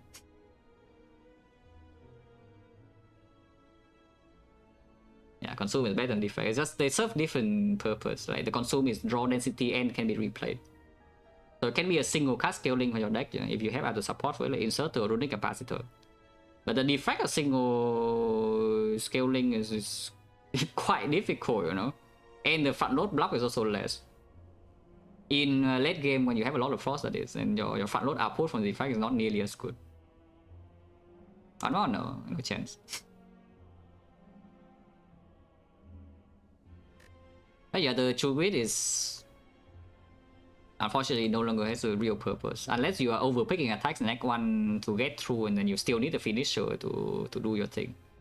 Also, you haven't seen the broken cards. You don't have your second win in your deck, you don't have your feed fire, you don't have your corruption, then maybe you can chew it down one by one. There was a run not too long ago, I don't remember when, but if you remember, there was a run where I kill Automaton with like struck dropkick. My deck has no other way to deal damage. And I don't actually have any exhaust, so I exhausted my whole deck down with 2 true grids. And then just struck dropkick the Automaton to death. So if you don't find like the second win or whatever, and you somehow can block for a long time, then I guess it can still get in. Every other way exhausting attack is better? No, what you should actually do is that you have no attacks in your deck in the first place. That's the thing. If you do have attacks in your deck, then True Wit is one of the only ways to get rid of them, yeah? There's not that many, you know. The True Wit, there's Burning Pact, there's Havoc, and there's Feed Fire. You have like 4 ways to actually exhaust your attacks. And out of those, the Havoc is very unreliable unless you have Frozen Eye. The Burning Pact is uncommon. And the Feed Fire is also draw dependent. So really, True Wit is the one of the only consistent way, yeah, to exhaust your attacks if you need to exhaust attacks. But yeah, you just simply don't need to exhaust your attacks anymore because your deck has no attacks. And that's the remove, yeah, the remove is usually you cannot get enough removes for this to work. If you don't pick attacks in the first place and then you also spend all your go on removing, then at the end of the day you have like nothing. Now attacks idea, there are 2 things for this idea. Yeah? The base number 1 is that Burning Blast is incredibly overpowered broken. Like it is so incredibly strong that you just get to Act 1 with almost nothing. But that is not enough. This idea is not new. Yeah? If you just rely on Burning Blast to skip attacks in Act 1, you want to Act 2 and die instantly. But the next thing though is that the good attacks on Ironclad are so freaking good. Like you do not actually need more than one, you know, one of the premium attacks. And the premium attacks would be, yeah, like Carnage, Hemokinesis, Perfect Strike, Blood for Blood. You have any one of those things, you can actually skip basically everything else, like and you are about fine in Act 2. That's the most important thing, that you are going to be fine in Act 2. Like skipping will not kill you in Act 1, yeah, skipping you will be fine in Act 1. You pick like one anger, whatever, one pommel strike, okay, you farm Act 1 just fine, you end the Act with like full HP. You go into Act 2 and die instantly. But if you have one big attack in your deck, this no longer happens. You suddenly farm Act 2 and your deck suddenly has no cut. Hemo sucks? Who on earth say that Hemo sucks? I mean, certainly not me. I have been saying that Hemo is number 1 over the Carnage for a long time. Because it enables Blood for Blood as well, like it serves double purpose, you know. It's already the Giga carry attack in early game, and at the same time it enables your loop attack. Yeah, that's basically it. Like when you combine these 2 ideas together, and also you preserve resources in Act 1 properly, you interact with potion, you interact with gold, and you understand when to actually stop doing that. At some point, you cannot be too greedy if the game literally gives you nothing. So if you know when to pull out, you don't really die to this ever. And the moment the game gives you a little bit of leeway, you just have a tiny bit of wiggle room, yeah? You take it and then you never look back, you're infinite. The Ironclad is actually just that strong. On the starting with the 6 months special law. Take draw an energy skill? No. This is also another important thing, is that you are strong, but you're not that strong, that you can just take some garbage nonsense like, you know, Burning Pact or like Evolve or like Dark Embrace or whatever in Act 1. You cannot take all of them. You can take one. At least personally for me, I take one card. And the one card I usually choose is Dropkick. The one card I choose that is like a little bit weak in Act 2 but eventually scales to the heavens, yeah, that I choose to carry in my deck is a Dropkick. You carry too many cards, you want to Act 2, you still die because you will break your draws. And then this Burning Blood cannot keep up if you're losing too much HP in every single floor. You know what I mean? Fear of Pain is not really a greedy card, Fear of Pain is just good. Fear of Pain is just good, you freaking play it like one of the block 12 or something. Ignoring the Sentry's Fire, it's just in your deck is already one of the block 12 or something. It goes away, it scales with like everything. It's just good.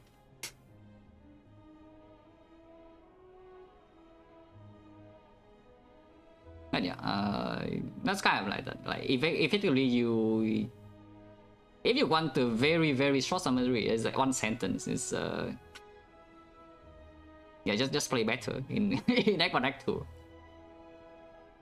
If you know exactly how much you get away with, then that is good enough. If you overpick a little bit, you die. If you underpick, you maybe die later. But if you pick just enough, you know, you win every run. The entire idea here comes from the fact that Act 1, Act 2 are hyper optimized.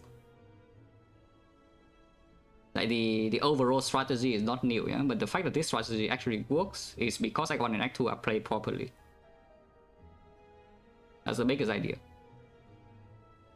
So it's just like better execution, really.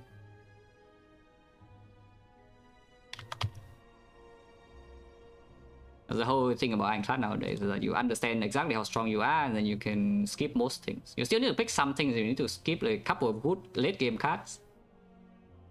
But if you just step like right on the correct balance, yeah, you do not lose. Unless the game kills you in Act 1, and then you can lose. That's actually the most common thing to die now. Yeah? Somehow the game just forced you into a freaking death in Act 1, and you cannot do much about it. Because on these floors, you're not that strong. Now these floors, the advanced way, you can just walk into some random garbage. You get no potion, the elite like chunks you, like sentries deal like 50 damage to your face or something, you die like instantly. Or your run collapses and you cannot farm cards, and you cannot farm cards, you're weak in Act 2, and then you die there. So you know. But the client defect very vulnerable Act 4, I don't know where you heard that from. The only thing that has been said really is that Silent is broken in Act 4, yeah? Like nobody ever says that client defect are bad in Act 4. It's just a Silence broken. One thing is broken doesn't mean the other things are bad, you know? They are good. Relatively speaking, I guess they're bad compared to like Silent, but they're not that bad.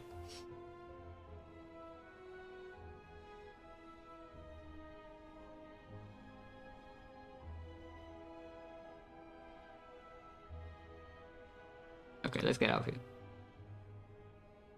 So I think no, it's true though. If you have a problem in Act 4 on defect, you are probably just doing a billion things wrong before. I mean, you are. Yeah, if you're having trouble with Act 4 defect, you have done like a billion things wrong before. I mean, sometimes it does happen. If you swap into some utter garbage like a Sozu or something, and your deck cannot become broken, okay, I guess sometimes you can die. I'm plotting with the 7 months visual log. I mean, okay, fine. I didn't say it. Okay, fine. A lot of people say it. Yeah, that's wrong though. Just wrong.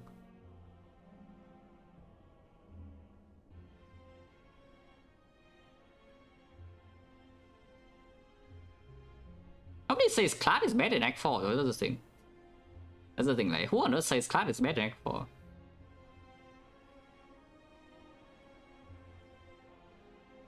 As percentage death in Act 4 is actually Act 2. I will tell you right now that the moment I got good at defect was when I actually played Act 2 properly. I was not very good at defect until I played Act 2 properly. Yeah? Act 4 doesn't really matter. I went up to, it's like 65 to like 80 or something when I stopped dying in Act 4. But when I go to 80 to maybe around 90 is when I stop dying in Act 2. As in the run doesn't collapse in Act 2. And most of your death in Act 4 are actually an extension of whatever crap you do in Act 2, you know, defect. Like, the vast majority of them are actually Act 2 deaths. You just don't know it yet. You don't know that you are going to... You're already dead in Act 2, yeah? Until you go into Act 4 and then the game kills you. But that is from Act 2. Yeah, thanks for watching guys, as always. See you.